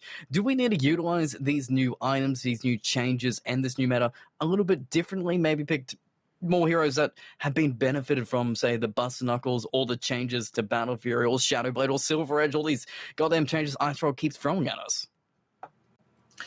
I mean, I don't know if you should really be centering a draft on just trying out things from the new patch. Hopefully you have scrims to practice those in. I like their draft, honestly. It seemed good. I think the one thing is that maybe they went a little bit too hard at the laning phase. Picking Grimstroke and Rubik does leave you lacking a little bit of hard stun. So maybe they could have gone for a Rubik Earthshaker, or a, Grimstroke Lich, or I don't know, something else that's a bit more reliable, since both those heroes you needed at least one of them to be scaling a bit better than they did. But they got those heroes XP, they got their Beastmaster and Necronomicon, and they used it correctly. They didn't expect the Beastmaster to turbo farm with it. They tried to smoke gank and get the kills. Whether they did or not, a bit of a different story. I think the first Necro kill just resulted in him getting turned on and killed by 3 heroes. Later on, we saw it missing, but that's not a deficiency in the strategy. That's just moment-to-moment execution. So I think they did their best. They picked heroes that look strong on the patch. They just didn't have a response to the laning switch up, and they maybe didn't quite have strong enough laning cores to begin with. I think the Weaver, if you wanted to highlight one hero in the draft that didn't really end up doing much, I expected the Alchemist pick at the end, just because that's a great way for the Weaver to find his effectiveness. But the Weaver was kind of well held by the Timbersaw and the Void. The Timbersaw in the laning phase, and then the Void and the Storm later on kind of negate a lot of that hero's advantage. So he ended up not really being able to do anything or scale as the team's supposed one position. Oh, yeah. Well, we saw that if we want to, mirror image to 2 Weavers from the 2 days. Baosu may have had a little bit of a rough start in his lane, but he secured it. He played very aggressive in the lanes, just cutting them to the tower as best he could. TCG didn't get that role. That was Corrosive's role in that game. So Baosu, TCG had even less farm than Baosu was able to scavenge from those lanes. Yeah, and that's just a hero matchup factor, right? Obviously, Baosu busted out some pretty incredible plays that game, but he won his lane, actually. His farm didn't really show it because he was so aggressive and mobile around the map, and Weaver's not really a farming hero. But the fact is that he was able to, after dying, I think, once at the start, repeatedly kill his lane opponent and even rotate across the map and kill other heroes. He was playing that utility role, knowing that the Alchemist had his back in the late game with that powerful time-lapse Ag Scepter combination. But without that late game kind of niche combo, and without a lane opponent that you can kill easily, Timbersaw just is a brick wall to the Weaver. So that kind of stopped them playing a similar game with TCG's Weaver there. Well, right now we're trying to see if we can break that brick wall, and FF1v2's answer to that brick wall is to build it a little bit bigger, made out of ink, and they're stealing the Grimstroke away from AGN, and their response is going for the Clockwork, a hero that was very popular last week in the old meta, but now we got a little bit of a change here. Is there anything that really helps the Clockwork out of these item and game changes? I don't think so, but I think it's a hero that sort of really lives and dies by its matchups anyway, so I don't think that this is whoa, you can't pick Clockwork now. I think this is the kind of hero that loses out a little bit in the patch though, right? Because it's not a hero that has clear lane dominance just from its abilities, like a Huskar or something, or a Beastmaster, and it's a hero that can take over a lane, but generally likes to spend a lot of mana, and generally likes to brawl a lot. So the lack of regen that you can bring in is going to hurt the Clockwork if you're just absorbing ranged harass, trying to run at people and threaten cogs and battery assault. Plus, the Grimstroke is a pretty decent counter to the Clock. Inkswell is a move speed boosting ability, so you can get people out of the sort of battery assault lock that Clockwork likes to put on and punish him for being in cogs with the Inkswell. And speaking of heroes that can punish heroes in cogs, Pangolier being the second pick of FFYV2. We haven't been seeing too much of the Pangolier, but he does seem like he can always dominate. He's a good combination with the Inkswell, and usually Grimstroke is considered a counter, so FFYV2 have even cancelled that out by picking him up first. Yeah, avoiding that really unfortunate interaction between the Grimstroke ultimate and Pangolier ultimate as well. But Pangolier is interesting against Clockwork, right? Like a ton of mini stuns is going to make it hard for him to do his thing, but at least you have the Swashbuckle presumably to get away. Might have to be careful with how you lane the Pangolier. It's kind of a hero of paradoxes where on the one hand it usually gets something out of the lane, but it can definitely be exploited when in the early levels when the Swashbuckle cooldown is low. So we'll see what FFYV2 do with it. As AGN go for the Snapfire, pretty strong counter to at least the Grimstroke. It seems like a very one-note approach as well, because you've got the cogs set up, and then you got the Snapfire ult on top. So these guys can get kills here, but we need cores as well to kind of work around it. What does Snapfire Clockwork really enable you to do? Do you want this Clockwork as a core, or is there a hero that works even better with what could potentially be the 5 Snap and the 4 Clockwork? Positions that we don't naturally see these heroes ideally want to play. Both these heroes usually want to play that full role. There's definitely been metas in the past where the 5 Clockwork has been powerful. The roaming Clockwork, very popular amongst SEA players.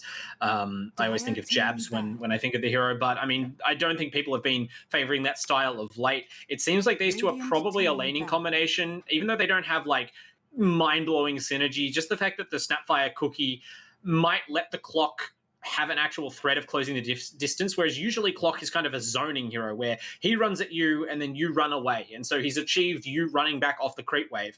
With Clockwork and Snapfire, he runs at you and you turn and run away, and then he gets cookied onto you and you'd maybe die. So that at least shows a lane that has kill potential.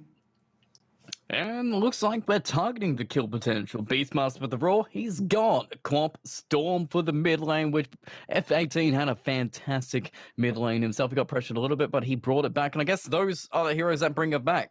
The TAs, the Storm Spirit, those heroes that hit that pike, the spike, and if you don't have good controls for them, they really just destroy most of your heroes. Yeah, I don't know whether the TA ban is what you need to go for. WiGod seemed to be the TA player for FFYV2. I mean, Boo1 seems to be quite confident as well. So we're not really sure exactly how large the hero pool is for these players in different roles. But AGN, I think, just need a ban what's strong, and the Storm definitely seems strong. We talked about the Kaya changes as a potential nerf, but it looked huge for the Timbersaw there, and I can't really see it impacting Storm that much in Game 1.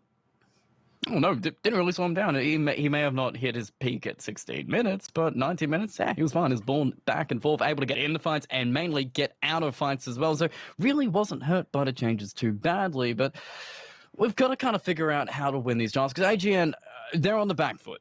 They're unfortunately against one of the best teams in this league so far that we've seen. These guys haven't dropped a game either, but we said that of Oracle yesterday, and they dropped the game themselves. So from what you saw in Game 1 here, what was the loose piece that you could take advantage of here from AGN? Going against the laning stage didn't work out in Game 1. Do you just need a more standard draft in Game 2?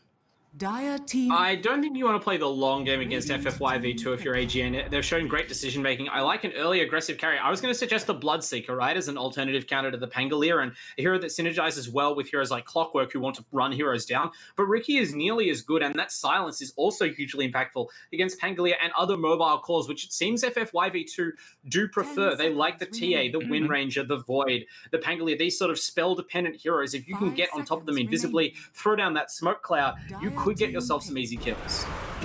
And in response, it's somebody who doesn't care about the rookie. It's the goddamn DK. The opposite of that. They heard me. They picked the farthest hero from that imaginable. The DK, just a rock-solid core in any lane. Just what you'd call a dead laner, right? Like you put the Dragon Knight in a lane, you say, here, both teams will farm. Probably. Probably. And then when Ricky, he needs to use those little tiny daggers, they're just going to clink off that armor because DK is looking pretty strong at this point. One of your cores can't exactly kill him yet. And to be fair to the point, I don't think Ricky's going to be building any kind of silver edges to cancel out those passives too. Radiant team pick. No, but they still have several more core rolls to potentially pick up, and the Necrovos is a great counter to DK as well as quite decent hero against Pangolier. Takes away even one of the great Grimstroke combos you can go for. So again, AGN, really nice pick so far. They lack a little bit of control in their draft, though. Ooh. Well, they're going to get a little bit of control back. LSA's double Laguna Blade, so Soulbone is getting a little bit better looking at. They've got some nice little combinations here, but what are you feeling? Is Lena kind of the support here with a core Pango in the mid DK, or are they potentially running a support Pangalia and running the mid Lena, and you could just, do an off-lane DK, a safe lane DK? Flexibility is FF5v2's name. I think support Pangolier is a very bad idea this game. Maybe if there's a last pick Bloodseeker or something else that just like destroys the hero, but support Pangolier I don't really believe in, to be honest. Some teams have pulled it off, some extremely good players have made it work. It just seems unnecessary, right? Like the hero is strong enough as a core, as being a support meaningfully hurts the things that you directly want from it. Put the Lena on support if you have to, but I would rather they actually pick a support. The Lena core seems decently well positioned here. You just have to avoid the Ricky cloud, but she usually itemizes in ways that let her deal with that, and the magical burst is going to be massive against both Necro and Ricky, right? Like Necro's Ghost Shroud makes him very vulnerable, and Rikamaru is just a fundamentally low hit point hero who can't really build anything to negate that weakness. Oh yeah, and AGN, they're kind of targeting to save this Ricky. They know he's one of probably the weaker points of the draft at the beginning, low HP, and loves to take advantage of it. Builds Necronomicon 3 pretty easily and pushes the game timing so fast. And yeah, Bloodseeker just to cancel it out themselves. Oh, okay. But Anti-Mage is a final pick. Okay, that's kind of awkward there. They kind of enabled that Anti-Mage pick here because Bloodseeker is considered pretty good against them, man. Yeah, I think the Bloodseeker pick would have been decent for AGM, but I suspect this Clockwork in their minds is already committed to a core position. He's going to be their offlaner, and now they just need to pick a secondary support. So they banned the Bloodseeker to avoid it countering kind of both the Necro and the Ricky, as well as being quite good at running down Snapfire. So now they need a support that can help stop Anti-Mage, can help stop Dragon Knight, maybe the Jakiro. I like it as a follow-up stunner. And a way to try and prevent things like the Animage split push, just having strong creep clear. What about a Spirit Breaker? I don't think I don't know. It's good against Animage, sort of, but it's very bad against a lot of the other heroes. It just won't scale hard enough as a support. Yeah. Well, I mean, they've got plenty of options left, and that's what reserve time is kind of here for. They did ban out maybe the Void Spirit, could have been pretty good considering someone that can gank, something to control the Anti-Mage and keep him down without targetable abilities too, as long as you land that Remnant, which is always scary when the man has a counterspell himself. But what would be the pick here? Nyx Assassin? Yeah, Carapace could work potentially. I mean, you could proc it off the Battle Fury, you could proc it off the Lena, you could proc it off the Pango and the Grimstroke. So you got 4 out of 5, and maybe Dragon Knight throws a random Dragon Breath. You could get him too, and he does bring break. Actually, yeah, that's what I was focusing on. I know the hero is normally picked, like, you look at the Carapace and you go, Bat Rider, whatever, Jakiro, whatever, Carapace hero. This is the Carapace game. You don't pick it for Carapace here. You pick it for the break on Vendetta and for the whole playstyle of Vendetta. Because look at the course of FF5v2, right? Dragon Knight, passive farming hero. Anti-Mage, passive farming hero. Lena can get a bit more active. Pangolier can get a bit more active, but typically only around getting kills with their ultimate cooldown. A lot of the time, they finish their laning phase and they go and hit some creeps in the jungle. So FF5v2 are going to have this window, and okay, they punish it a totally different way. I was going to say you could punish that window of passivity by getting aggressive with this invisible ganking breaking hero, but instead AGN said, oh no, you're not out farming us. You're going to have to come over here and stop Corrosive from farming on this Viking Alchemist. A pretty great last pick. That's pretty good. I do like that set. It looks pretty sweet, but they did make their own adjustments. Lena is mid now. They're putting DK in the offlane. Anti-Mage sitting safe in that safe lane. So what are you thinking here? They've got that accelerate that they were looking for, but is it enough? The pieces, AGN, they may make a few mistakes, but FF5v2, they have a pretty good strategy themselves. They're going to be, keeping DK to pressure up the safe lane. They've got the Anti-Mage for the safe secure in the late game, and Lena's secured a tempo in the mid game. So the pieces are there for both sides, but who wins in game 2? I kind of like AGN's draft again. I hesitate to say after game 1, but I mean, really, FF5v2, it's going to be their outplays again, right? If anything, none of these heroes scream that they generate some massive uncounted advantage, but it's going to be about the timings, right? If Corrosive gets shut down mid because this Boo on Lena destroys him and there's some rotations from the Grimstroke, then the Masawe's Anti-Mage, is going to hit the timings and just go straight past this Alchemist and win the game. But, you know, if that doesn't all come together, I can easily see a scenario where these heroes kind of counter each other for the most part. Alchemist gets some space and then just takes over the game at the, you know, the way that Alchemist can. He can definitely counter AM with the right build and just by accelerating even harder than a B-Fury anti-mage can. What I'm going to focus on is the support Clockwork, because it looks like we are having a support Clockwork, and that's a really hit-and-miss hero. Well, the one thing other as well, we have a support Pangolier. The one you're talking about, maybe they shouldn't play, FF1v2, they're going straight for it. Yeah, I mean, I suppose it doesn't seem like it would be too heavily punished in the laning phase. It's sort of like the support Clockwork in that you can't really put it in a lane where your core needs a lot of lane presence from the support. It just kind of chips in with the swashbuckle here and there and harasses, goes for couriers, that sort of thing. It's a bit of a greedy support pick. But the lanes look fairly passive from both sides here, right? Like you put the Pangolier in whatever lane the Ricky's in, that lane is not going to have kill potential. So, you know, you can smuggle it in there and not be punished.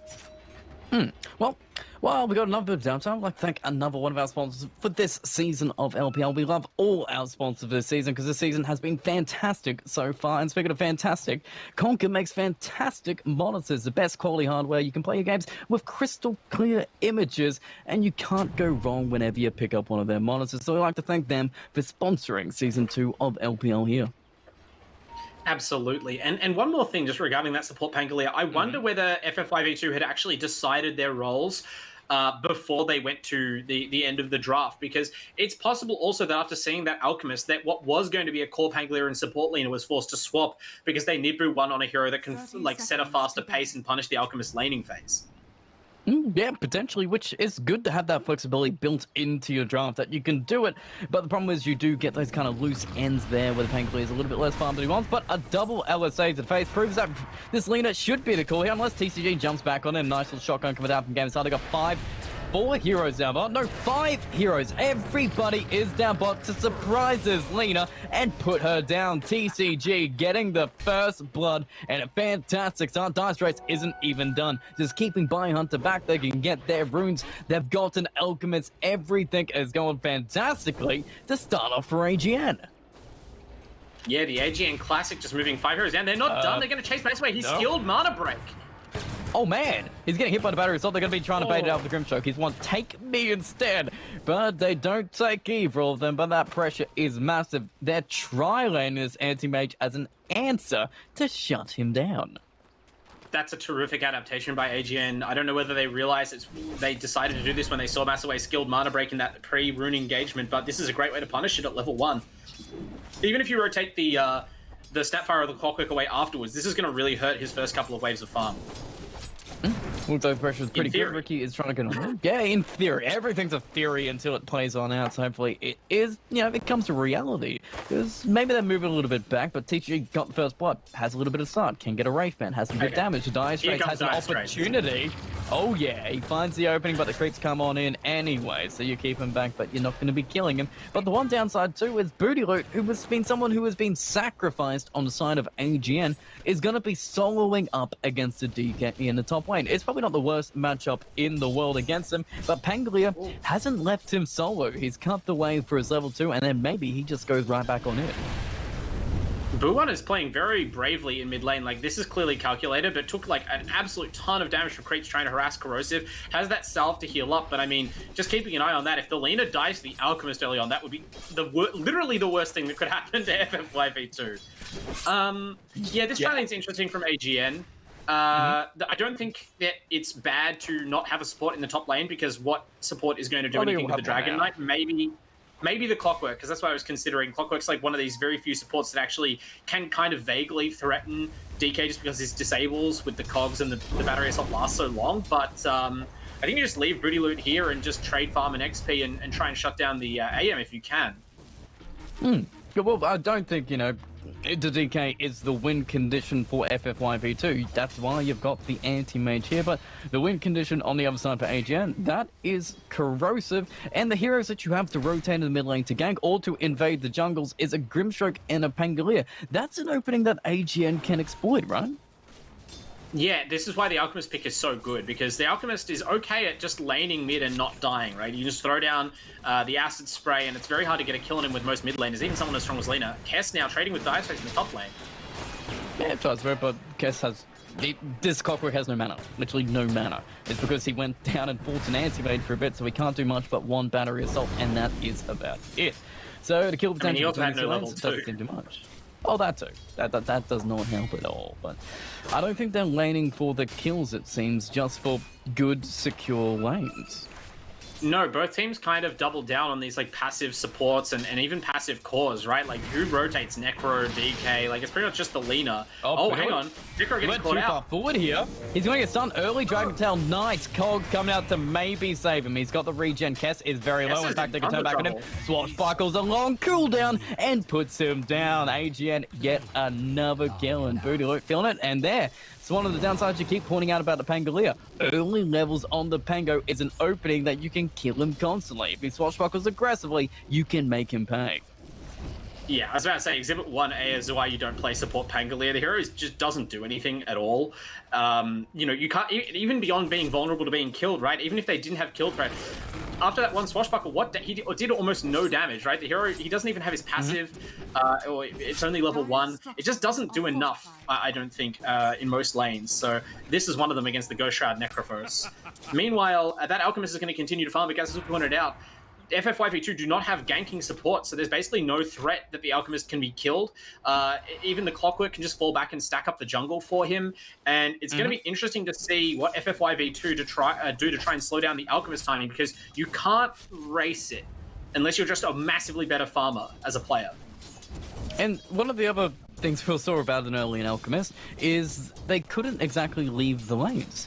But this time, TCG is soloing it down bottom. He doesn't need any support help, so Gamerstar is able to stack every single camp he's got. And top lane, just the same. It's a Necrophos, one of the most standard laners who doesn't care who he lanes up against. He's just going to sit there and heal, which means you have another support who may be able to stack as well. But right now, they're going to be stacking on some stuns for the Reki. But Tricks of the Trade should be enough. No, he's got mangoes, but he needs to time it to get away. He wants to go to creeps to pop it up just so he can jump, but they're draining the mana away. Tricks of the Trade, but they can keep on chasing, bait him out, and TCG, he might be making the work for it, but with a blink falling from mass away, they're gonna take him down. Just in time for runes, but it's a double kill in the end. Corrosive, he goes down to Lina. Lina securing the rune, finds himself an Alchemist and blows him away.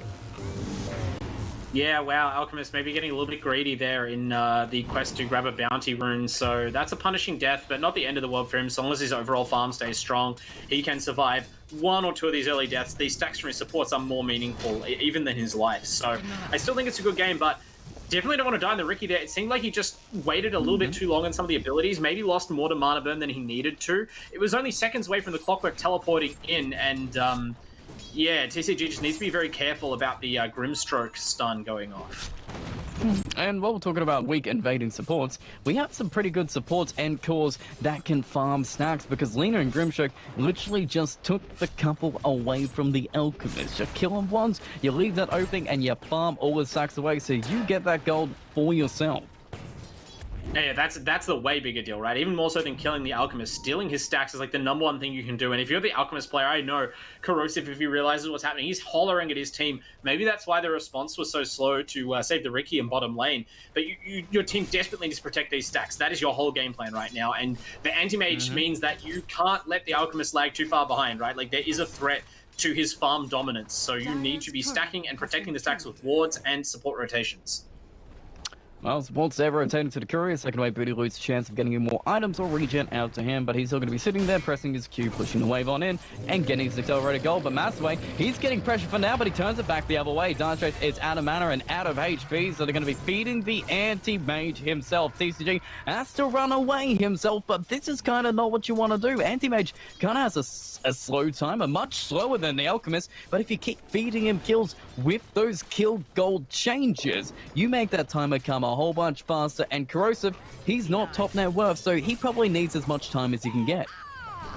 Yeah, don't make me point to the Clockwork supporters hit or miss hero sign yet again. Dire Straits right now seems like he's not sure what to do on the map. Doesn't matter, right? Like he's forcing these kills on the mass away, but those are not easy kills, right? You need a perfect combination. Riki doesn't even have smokescreen skills, so this is an impossible kill. You will never kill this anti-mage, and Game is Hard is the one dying in the mid lane to Boo1. Kind of looks like the previous game where AGN just sent their supports into lanes to die while they got XP and Corrosive farms the jungle. I don't hate it, Radiant structures. Well, I mean, if you're going to have one of those lineups that is focused around one hero, that one hero farming himself, it's probably a good idea to make space for him. Maybe don't feed too many kills, and Bootyloot is going to be stopping that by TPing in on the front line and going for Chestnut. This stun might land. Dragon Tail to keep him back. Dire Straits. Nice cookie coming out from Games Are the Cogs to keep them back, and with the Reaper, they cut the Dragon Knight in half. 40 seconds away. That's the rotation you want. The Reaper scythe may not have been entirely necessary for the kill, but I guess I cannot blame AGN for securing the core kill. And the goal for the Necrophos, I suppose, is what's important. They were running up the high ground, so I guess the real worry there is you don't know who exactly might be teleporting that T1 tower, and Dragon Knight is a surprisingly tanky hero at times. So they secure it, they blow the Reaper side, they get the kill, and that's a pretty good turn for AGN there, just showing the power of their support duo that they have picked up. That finally gives Dire Straits something to do on the map, whereas before he seemed to be floundering and even feeding kills. Kess, on the other hand, knows exactly what his hero is good for. One thing and one thing only, killing couriers. Oh yeah, up to 2, and that was important. Ricky never got his items as well, so TCG, he actually had to leave the bottom lane. Anti-Mage was pressuring him up so much that he did have to go. In fact, he's jumping onto the Pangolier, a little bit awkward cookie, but it lands anyway, and they get themselves a kill. So you kill the courier, he kills you, so don't mess with this Ricky Maru. Yeah, TCG's all-in build where he skips the smoke screen completely, makes the laning phase against Anti-Mage completely impossible. I don't mean that's a terrible item build, skill build, because you may not have been able to do anything in the lane, even with the smoke screen skilled up, but it does mean that you can't really expect Dire Straits' rotations to do anything, and it's better to just leave the lane completely. On the other hand, the damage skills that he has leveled up are what enable that kill on the Pangolier, so, you know, this is a lot better of a look for him. It adds up. It's a surprise. Maybe Pangolier didn't think he'll do so much damage, and then he stayed around a little bit too long and got blown on up. Speaking of getting blown up, Lina takes a dive as well. Tipped on top. He invaded your jungle, but then TCG and 2 more heroes sent him right on back. So a little bit of an uncharacteristic mistake from FFYV2. They're playing very aggressively, trying to shut down the Alchemist, but they are feeding kills in response. Yeah, that reminds me of Boo One, has played very well apart from these deaths, but, you know, a couple of awkward deaths on the Storm Spirit last game almost cost FFYV2 the match because of how important that hero's progression was to their team plan overall, and this could be a similar thing, right? Like, you can do all you like in terms of an individual player, but if you're not on the team's page and if you sort of lose your ability to fulfill the role they need, that's pretty detrimental. It does seem to, but the 1k gold lead is now AJN's favor. Alchemist is finally top 10 worth, but Anti-Mage is still having a fantastic game. The Battle Fury is coming, and it's coming fast. The runes, they're going to be TCGs, because he's Invis and can sneak between the Dragon Knight's legs, even if he flaps around. But that Dragon Form, it's been used twice, and currently hasn't got himself a tower, so I think AGN, they're feeling a little bit happy about that one. Yeah, it's just the passive timings from FFYV2's heroes means that instead of moving up multiple heroes around the Dragon Knight to really force a tower, it's just him kind of walking up and opportunistically trying to poke them. So all it takes is 1 or 2 heroes to walk over there, and he can't really commit. So they're doing a good job. Although now 3 heroes moving top as I say that. TCG has to be careful. Yeah, pressure's coming in. There is a whole bunch of aggression, but they're responding as AGN in kind. Here comes the TP from Bootyloot. TCG goes in, pops that dust to find us. Ricky's already half HP, but it's the hook from Dire Straits, but the roll from Kess safe. We've got the flames coming on in. The Mortimer's Kiss is just kissing you on your face. They get yourself a Dragon Knight. Pangolier's put in his place, and now Kess is dead. But Hunter needs to run back to safety, but can he find it? They've already used the Reaper once, but they don't need it when they get the cookie to crush him down. A triple kill for AGN. TCG has just exploded in this game. That landing phase was difficult, and his decision to leave was inspired. Look at the role that Ricky's playing now. He's like a security guard for their jungle. Before those stacks got taken and the Alchemist got killed, now Ricky's patrolling the perimeter invisibly. He's picking up the bounty runes. He's killing the Lina when she tries to engage. He's stopping the Dragon Knight from pushing the tower, and you looked how confidently he committed, blinking in and using the smoke screen there because he knows they can't do anything, and he knows his team are coming. That teleport, that initiation from the clockwork, and the follow-up combo, perfect by AGN. Awkward sentry place from Lina looking to pick up the Ricky, but he doesn't get anything instead. In fact, he loses his double damage rune to the clockwork. So Bruno gets nothing. He gets a couple creeps in the mid lane, so his impact has been slowed down quite a bit. He's still trying to pick up that Yule Scepter, but his early movements into the jungle have really just slowed down his tempo presence, his game controlling presence, and I guess Lina is one of those heroes that can farm back up, but he kind of wants to be sitting behind his DK while he pushes. Yeah, this reminds me of the game that we saw, I think, in like week 1 or 2, where I think it was Toons Reborn picked a Lina, and it was Gucci farming and playing. Oh, the Dragon Tail comes out on the Necrophos. Can they get this kill? There's no TP support. He's trying. Double stun, you got the ink spell, you got rolling through, and I think with the Laguna, you're gonna blow him up. But Loot is gone, Tower's gone too, so yeah, it did pay off. The leader showed up, got a kill, and the tower as well, so a bit of extra gold and much space for the anti-mage. He's still hitting creeps away, but as a kind of a double-edged sword, so is this Alchemist. Yeah, that was a pretty heavy rotation on Booty Loot, and ultimately, he did give up a killing spree, so ideally he doesn't die there, but I think the team looks at him and goes, sometimes you give away a few kills. Corrosive's still farming. He's got his Radiance now. It would have been awkward to teleport to the Shrine or the Tier 2 to try and defend him, so you just say, oh, sorry, you should have probably backed a bit sooner, and they're all right giving up that kill. Because Alchemist has Radiance. I mean, it's 13 minutes in. That's a really good timing considering all the pressure they've tried to apply to him. But Chestnut in the bottom lane, he's going to feel some pressure himself. 4 heroes coming in with Reaper on top. He got a whole bunch of HP, but that means a whole bunch of damage. 46 seconds again, a double Reaper, but now we're getting a response from Lina with the turn on in. LSA, but it's the Kisses coming down, sending them back. Now AGN is bringing the pain. The Lina bit off more than you can chew, and now Anti-Mage is being forced to fight. Necrophos has full mana, but you did try and mana void him anyway. It ends up being nothing. Anti-Mage is running, and now you get yourself 4. Oh, that's a disaster. Was that a misclick on that mana void? I mean, look, they weren't winning that team fight either way, but yeah, AGN are stronger right now. FF5v2, they can't fight. They've been put... I think that this is where we've finally seen FF5v2 not know what to do in a game because they've kind of picked themselves into a corner. This Lina was the only hero. They were so dependent on her having a strong laning phase and coming out of that lane with like a Yule Scepter and maybe a Shadow Blade or a Blink Dagger and hunting for kills. But after that first rotation on the Alchemist worked, the second one got cut off by just the Riki, and now it seems like FF5v2 are out of ideas. The Alchemist is just free farming. Their movements around the map to try and get towers or kills have mostly been blunted. Booty Loot has got his core items up already. Like, the other cores are scaling well. This Anti-Mage is not going to be farmed enough fast enough unless something really drastic happens. I mean, he does have his Battle Fury before the 15-minute mark. It is probably not exactly the time they wanted, or probably the hero impact that they wanted in that situation, but it isn't the worst in the world. It's only a 6k old lead to Alchemist. The Anti-Mage is going to be farming on up, and if the 4 heroes can make the space, but it seems like the way they took that fight, their execution was a little bit off the map. They were surprised by the pressure of Riki. Maybe they're not used to playing with such an aggressive draft, and this is kind of a bit of a different way AGN play. They never made these rotations before at the 15-minute mark. They were trying to play those safe lanes and those safe farming in game 1, but now they're just bringing it with the pressure and putting all their hopes on Corrosive right now. Yeah, I mean, they're not even all in on Corrosive, right? Obviously, he is the focus point of the draft, but the other 2 cores are scaling just fine for what the heroes need to do. Yeah, FF5v2 in a bit of a spot of bother, like taking the... Oh, hang on. Booty Loot. Kisses coming. They're turning it back the other way again. He's got himself a pipe, but Game is Hard's got himself a shotgun. Blowing down the Lina in his face, and now Bangalore gets nothing, and they don't get any kills again. Chestnut needs to run. Booty Loot's got a Reaper, and he's looking to put it in your back again. You move forward to get a stun, but you put yourself down. You're gone again. You're running on back, and AGN are taking names, and they're taking control. Is under attack. Yeah, FF5v2 are in trouble. I like that the AM has immediately moved top to cut the creeps. Like, that's just good Dota instinct. Like, they know that whatever else happens, this AM needs to keep farming because you know the Alchemist is somewhere farming. But look at the Alchemist item build. He's completed a Silver Edge. He is not going to give the Anti-Mage much more time to farm, right? Like, and that's the thing about Alchemist. Anti-Mage can farm nearly as fast as Alchemist at full pace if Anti-Mage spends his entire time hitting creeps, itemizes only to hit creeps, and does nothing but hit creeps. Alchemist is going to effortlessly keep pace with the Alchemist while presenting a existential threat to the FF5v2 base, and if Massaway tries to fight the Alchemist right now, it's a no contest. He will be destroyed.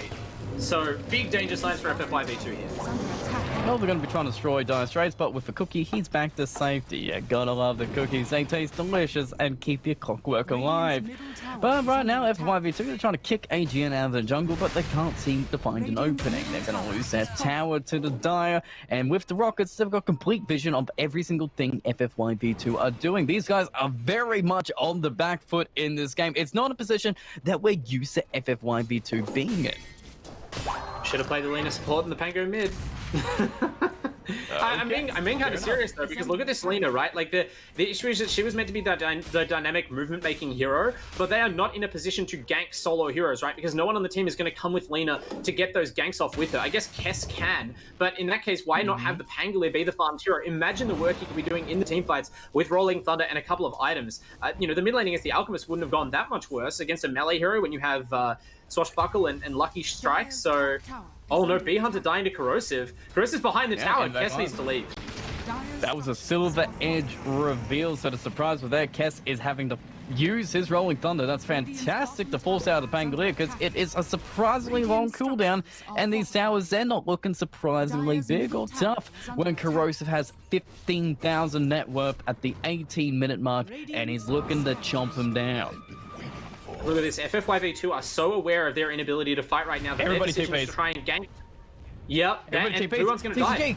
He found him. He's got a Yule Scepter, but there goes the Giz, there goes the Suns, there goes the 4-star to get away with the Yule Scepter on the Ricky, but we can keep on charge with Rift Rocket. We've got vision on Lina completely, but can we actually get there? The stun doesn't land on Ricky. We're hiding in the trees. Can we find it? TP is good, and she is out. All right, FFYV2 make it out, but then Anti-Mage TP is in bottom to find himself an Alchemist, and Alchemist does get disarmed. The Pangolier comes off to pay on off, and maybe they can get him. He's out of mana with a Mana Void. You could try and pop him, but he hits so hard. Look how much damage this man does to Silver Edge. It's massive. It's an Echo Saber with a Shadow Blade inbuilt. You hit twice, you hit hard, but now with 5 heroes, you gotta hit him right on back and punish him hard. He's gone 50 seconds, and Corrosive being isolated by himself, being left behind by his team, may have looked like an opening for you in the top to deal with FYV2, but it turned out to be a bait in the end when they could just TP bottom and respond to him in kind. Yeah, I don't want to flame, but that's a huge mistake by Corrosive, and you cannot make those mistakes as the Alchemist player for your team, right? He's worth so much gold. He handed all of that to the Alchemist. Your team just teleported top to take that fight. You know they are not coming to help you. You know that the Radiant have that outpost and the tier 2s. They have all of the teleport support available. You have none of the teleport support available. If you can't burst that AM down for some reason, you just die, guaranteed, as he did there, right? Like maybe, okay, I'll Soul Ring and Shadow Blade out, but like, you saw how long the cooldown was on the Silver Edge. It's just not a kill he needed to go for, considering how strong his hero already was. And FFYV2, that punish, I'm sure, is going to give them such a morale boost, right? Because they were looking lost before. They were pinging the top tower saying like, oh, maybe we can gank this Ricky and take the tower, and ended up being pushed out of the lane at light speed by the defensive rotation from AGN, but it actually works out for them in the end because of that play by Corrosive.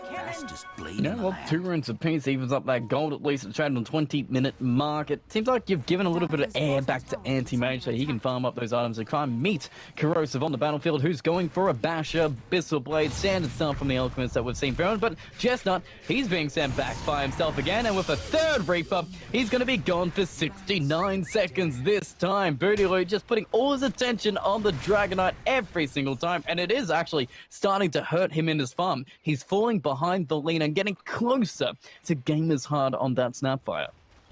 Oh, this Dragon Knight's game is kind of over, unfortunately. I mean, he's going to be providing a Dragon Tail stun in fights, and he's reasonably tanky, but I think you can't really consider him having a future as a damage-dealing core at this point. He simply died too much, and the hero has no room to farm on this map when you consider AM is taking, you know, a lot of the easy farm and moving between a lot of the jungle camps. Every time the Dragon Knight goes into a lane like that, he's going to die. So I don't know at what point the AM feels confident enough that he starts pushing out the lane in those dangerous positions while the Dragon Knight takes some safer farm, but until that happens, nothing is coming up for this Chestnut DK. And after such a strong Timbersaw game last game, it must have been disappointing. It was good to see AGN adjust their attention too, just shutting down Chestnut's game. He really just played off on that Timbersaw when you left him alone and allowed him to do his thing. And this time, AGN are not giving him any quarters. If you have a chance to Reaper the man, you're gonna Reaper him every single time. And it is paying off, because we've got the Basher done on the Alchemist, Diffuser Blade done on the TCG. We've got some good positioning from AGN in the Radiant jungle, just cutting off the farm from the Anti-Mage, forcing him into more dangerous positions, like the top lane of Dire, like Dire's jungles, places you can TP to.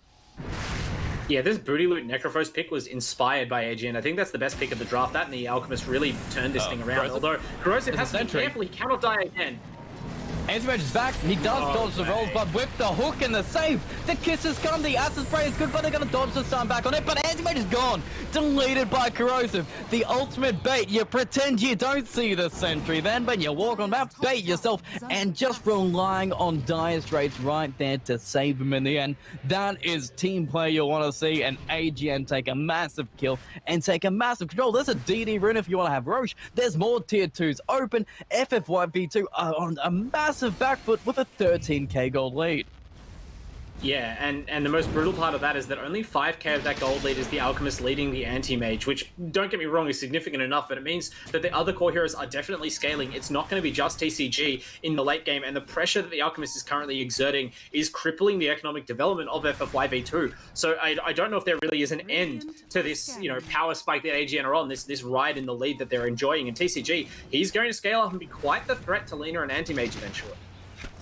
Picking up Manta, not too far on off, but the items on to FFYV2, they're feeling a bit bad, and especially Lina as well. Her game has forced her to go so defensive in her item build. She's got a Force Up and a Yule Scepter, and now she's kind of going for the Yang Scepter, but that's not going to come in time, and their smoke is going to be without it, but maybe this is the opportunity they want. They've got a Pangolier, and they have AGN doing Roche. It's going to be enough. In fact, they're going to be baiting out Dire Straits for now. It shows them up, and everybody just runs in out, so you don't lose another hero.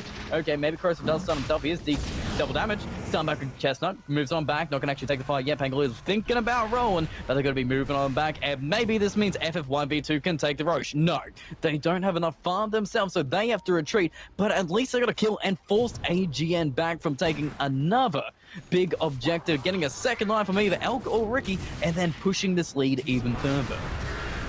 Yeah, it's interesting that Dire Straits is dropping the... Oh, man. Oh. Double combination, drained him out. Yeah, Bootaloo is dead. So, yeah, you have a great game, Bootaloo, but you got to remember, Mana Void is massive, and the control is still there on FF1v2. Yeah, was that Chestnut's Blink reveal? Yep. And that was the first time I saw the Blink Dragon Tail. That made the difference right there, because that let the Mana Burn hits come out before the Mana Void, before the Ghost Shroud could be activated to save him. So that's a big kill, and now they can go Roshan, potentially. Although the kisses are back up, so they have to be very careful. Yeah, here they go. Doing the damage. The edge disarm on the Alchemist, but he just moves on forward. He's out of mana, but he's got some whole bunch of HP. Chester moving on to high ground, but they don't have high ground vision yet, except for that ward. But Corrosive, he's being caught in the middle of the Anti-Mage, but he can still do the damage. Counterspell to get him out. Blink on back. Nobody's actually dead yet, except for Guess. And with the cookie, this Alchemist has gone forward, but Chemical Rage only has a few more seconds left on him. With a Yule Scepter, they're going to slow it down even more. They're retreating as hard as they possibly can. FF1v2 need to get to the safe point with the smoke. They'll have a little bit extra movement speed, but maybe they just back on up and take the Roche that finally is going to be taken. Both FF1v2 and AGN have tried for it, but it will be AGN who succeed and put it on to Corrosive there. So fantastic timing. It even opens up the runes and allows them to get that gold lead, 16k, maybe finally push these tier 2 towers in these other lanes. Yeah, that was a really big moment. Good job by AGN to recognize that they were still strong, that even with the Necro dead, the more important thing was they had the Clockwork alive and they had the Mortimer's Kisses available, their strongest teamfight spell. Corrosive is so powerful right now. He doesn't need a secondary core. He just needs the teamfight control, and that the AoE, like the Kisses, prevent them from all collapsing on the Alchemist and killing him. The Anti-Mage and the Lina just don't have the health to stand in that kind of AoE, plus the Radiance, obviously, you know, and the risk of the control from Ricky and Clockwork. So that just sort of makes it impossible to go on Corrosive's Alch, and that means it's impossible to fight. So they take the Roche cleanly. Their gold lead's leapt up to 18k. I'm very confident this Alchemist can win the game from here, barring a massive throw going high ground. Touch wood. Touch wood right now. We'll touch Lina, who's got the full start to get away, but TCG can find you anyway. That's what the Blink Strike is for, but Corrosive running on the backside just to get some more kills. If again, Grimstroke is there, starting up. Nice little Pangolier roll will keep him alive, but it won't save the Lina, who gets killed by TCG as he dives down bottom. Cookie's going to find himself to Grimstroke to just eating the heroes of FFYV2 alive, and now these towers are melting hard. That AC is coming to work. Yeah, this is looking very game over. I mean, Masaway is continuing to farm. FFYV2 are doing all the right things to play to their outs, but the Alchemist advantage has really hit that critical mass where he is going to end the game right now, and it's not clear what FFYV2 can do about it. Yeah, it looks like they're just trying to cut away with the Anti-Mage and then just make some more space. They're going to sacrifice one lane of racks. Yeah, use a glyph to get it. Maybe Lina and Grimstroke TP back, but they're definitely going to go to tier 3. The question is, do they get the racks on top? Oh no, DK does get all stunned. Disarm's coming out. They've got the Spirit Vest on the stun on top. They want to go for the Alchemist, but remember, he's got the Aegis, but only one Chemical Rage. The Cookie's fire, the hook does miss, and now it is just Grimstroke with a rain of fire. At least he survives from an Inkswell. A little bit awkward on DK. It was just kind of a fight for life. Grimstroke knew he was going to be dead, so DK tries to go on in with it, but at least the Reaper this time, it doesn't cut him down, so he does die, but it's not for as long of a time. He can buy back, move on forward. Dragon Form is down, but Lena's still got some magical damage on top. Then blow down Booty Loot in, and it is a defense. It is some kills. It's two of them. It wasn't the Elk, it wasn't TCG, but it was still Booty and Dire. So maybe you're feeling a little bit comfortable with that because your aim from that fight was just to stretch out that game, allow the anti-mage to continue to farm.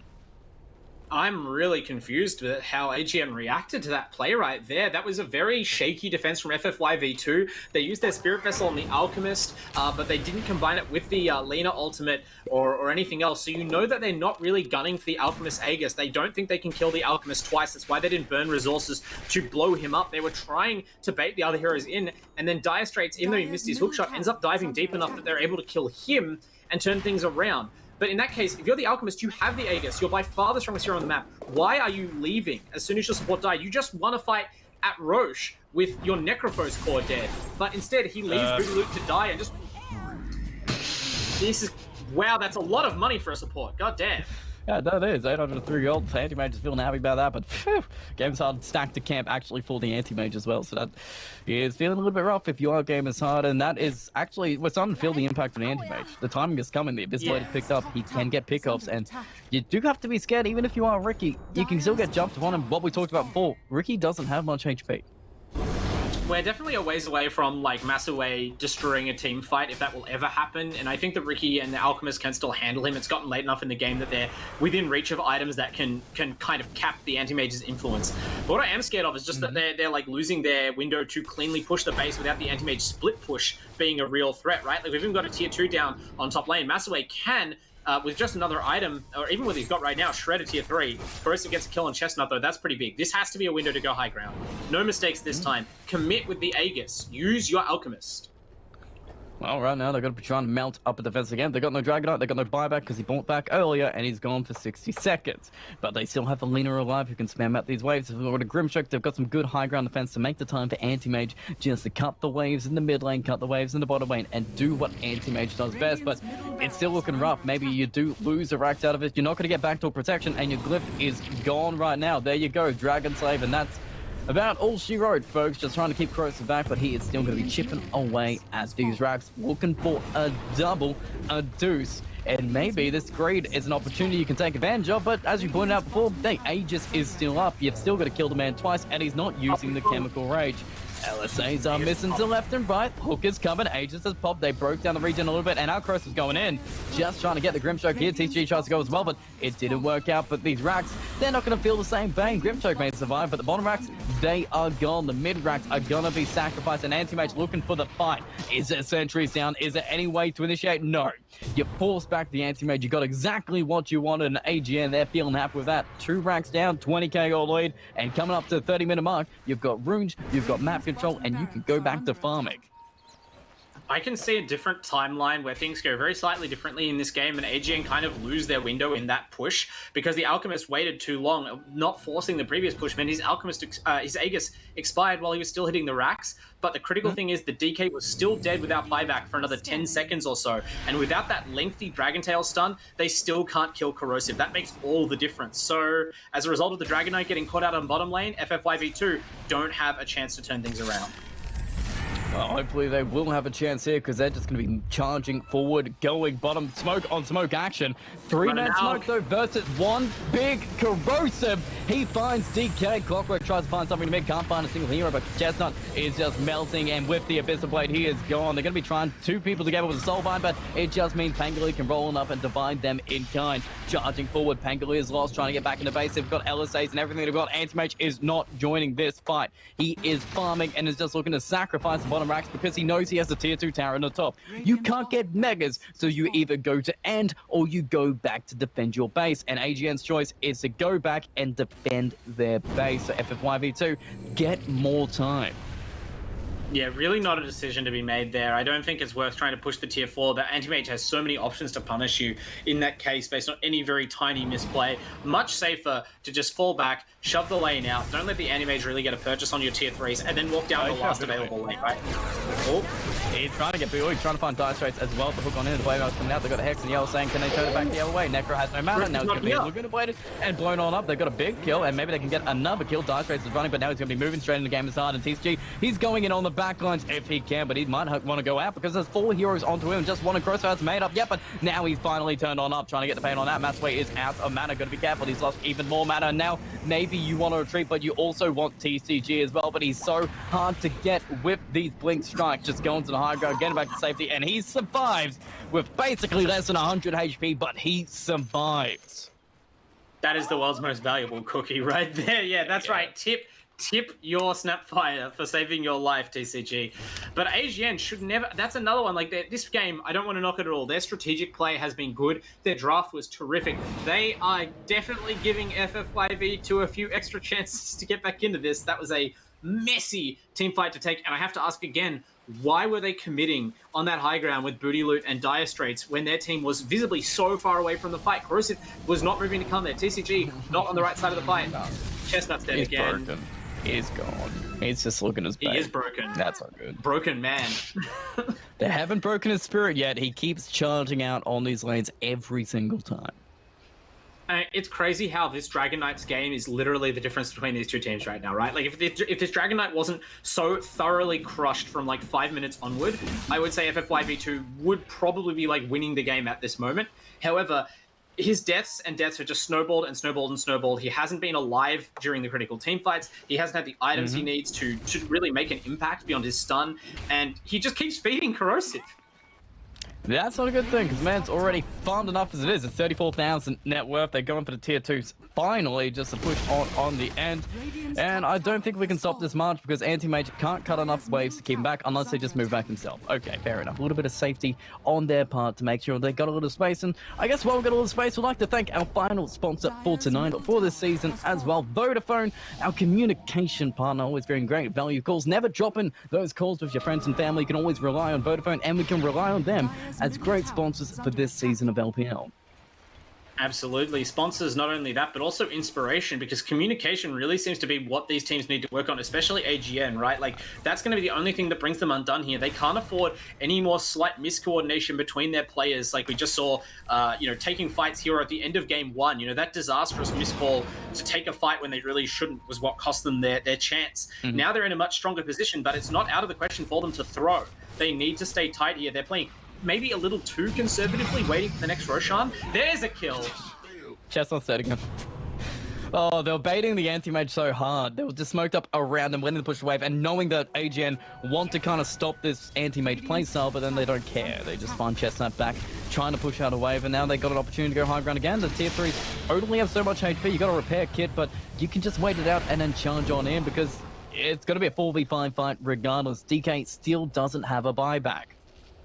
They're not even willing to go high ground for a second time. The DK is still dead for 25 seconds. They could get some more damage, but with the repair kit running, they elect to not take the risk. They don't want to be in the base when the Dragon Knight respawns. And yeah, exactly. I have to just wonder how close the Dragon Knight is to buyback. He's only 40 gold away. That's why he keeps running out to the lane, because they're gambling that he can get the buyback, but instead he keeps actually dying before he can get enough reliable gold. So he will have buyback, it looks like, for the next fight, and Anti-Mage as well, perhaps. Wait, what? What? No. Well, Anti-Mage doesn't. Wow. 96 seconds. Corrosive found him. He was farming the bottom lane, and the Abyssal Blade just destroyed him. This is the opportunity he wanted. Maybe they don't know that Anti-Mage doesn't have buyback, but he was buying out for their Satanic, and it is costing him massively here, because you've got 1 Brax left, you've already used your repair kit, and I'm pretty sure, okay, you've got a glyph, but that's 75 seconds on an Anti-Mage. Glyphs don't last 75 seconds. No, that's game ending, and I think they might even suspect that he would have bought out if they clicked him at all to see his items. You can kind of tell, but even beyond that, it's just the way the game's going. You know that the Anti-Mage is helplessly behind your Alchemist, and he has to do something drastic, like buying out to try and get an item ahead of where he would normally be. So this is their chance, definitely, to play bullishly and take the last racks. They're going to be trying. They have nice little footsteps from Cross going left and right, dodging everything, but the hook is massive. It finds the backline, but the roll's still going. They've got the Colt to give the DK back. The double Laguna Blade, almost clearing up the clockwork, but it's the Blade Mail that turns it back, and TCG, who was hiding on the low ground, finally shows up and shows up big. Cleaning up FFY, but we got 3 buybacks to show for it. BKB's popping, Lena's trying to get some stuns on him, but it doesn't do a thing. The Mega Creeps are coming, AGN are leaving. They lost a clock, but they gained so much, and they might have just gained game 2.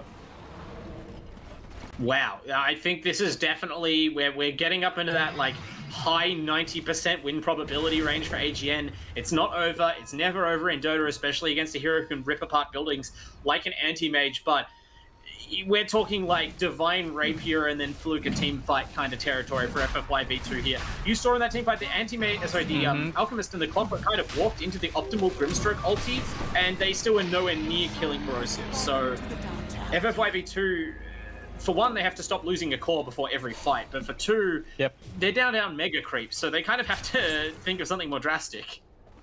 I mean, as heroes go, having a Lena and an anti-mage probably isn't the worst core combination to keep the Mega Creeps out of your base, but I don't think AGN are going to give them a moment. They're charging down the mid lane, they're looking to end, they're looking to put some points on the board and take a game off FFY V2. These guys are undefeated every single week going in, and now they're going to try and defeat Corrosive. Anti-Mage just TPing back to keep him away from tier 4s. Inksoul being used a little bit early, thinking they're going to initiate, but what can Anti-Mage find? He's going to be finding something on the backline. It is a Snapfire, but what more can they get? Just not jumping in. They're going to get a nice little soul bind and keep them together. The double Dragon Tail stun is good, but now Corrosive is ripping them apart. You got to remember TCG has the ages at the point, so even if you go for the Ricky, he's not going to die twice. You don't have enough control. DK is so low, everybody's running on back. Corrosive has literally felt nothing. He's regen through it all, and now they're just chasing forward, ripping apart FFY V2. We've lost Selena, we've lost the DK, and that is GG. AGN have done it.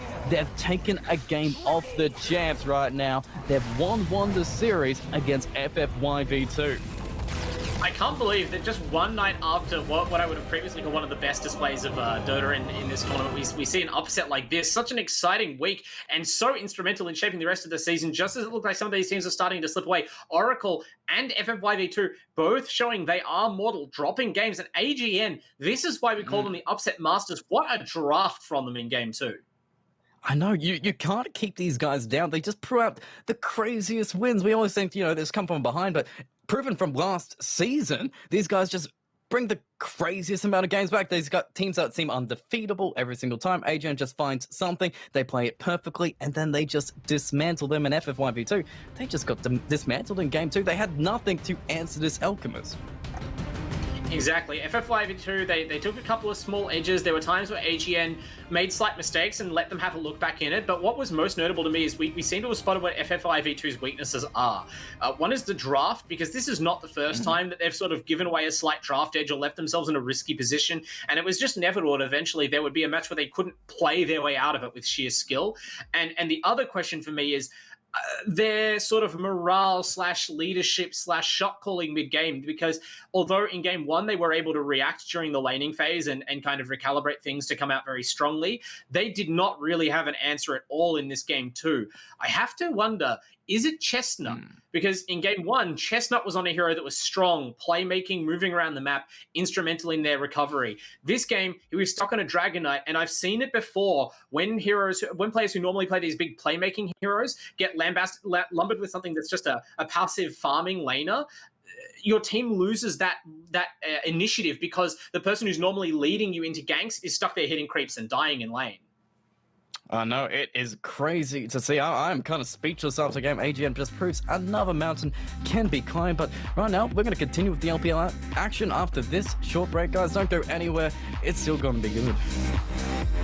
And we are back. What a fantastic series to end us on. A 1-1 split between FFYV2 and AGN. We're looking at the leaderboard before and we're saying, okay, FFYV2, they need to prove it to stay on top. But AGN, they're not giving any incentives. They're looking for the points and they're taking away, a massive game from these victors here, splitting it evenly between them.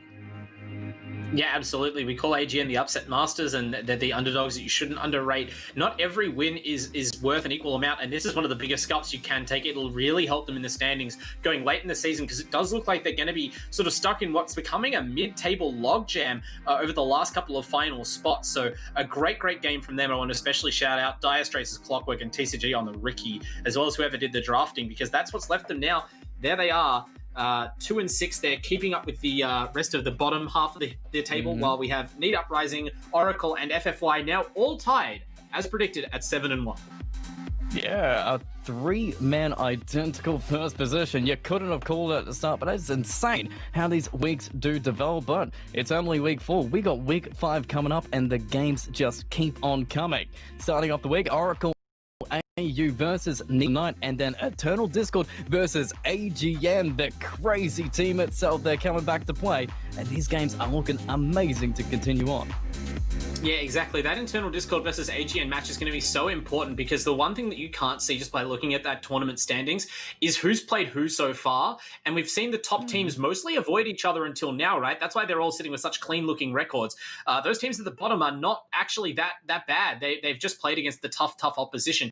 Now we're going to see, as you know, AGN maybe gets to score a win over Internal Discord. You have to be favoring them. Can Oracle stand up to Neats? Which one of them is going to fall back into the middle of the pack? Because inevitably, one of them will. Oh yeah, somebody has got the fall. The Titans are coming, but we've got a week to sleep, because this is all of us tonight. We've got the series. This is one fantastic week, and we've got another one coming. So all the action from LPL. If you've enjoyed this week, you're going to enjoy next week at 6:30 on Monday night. See all this action coming up, and we will catch you guys there.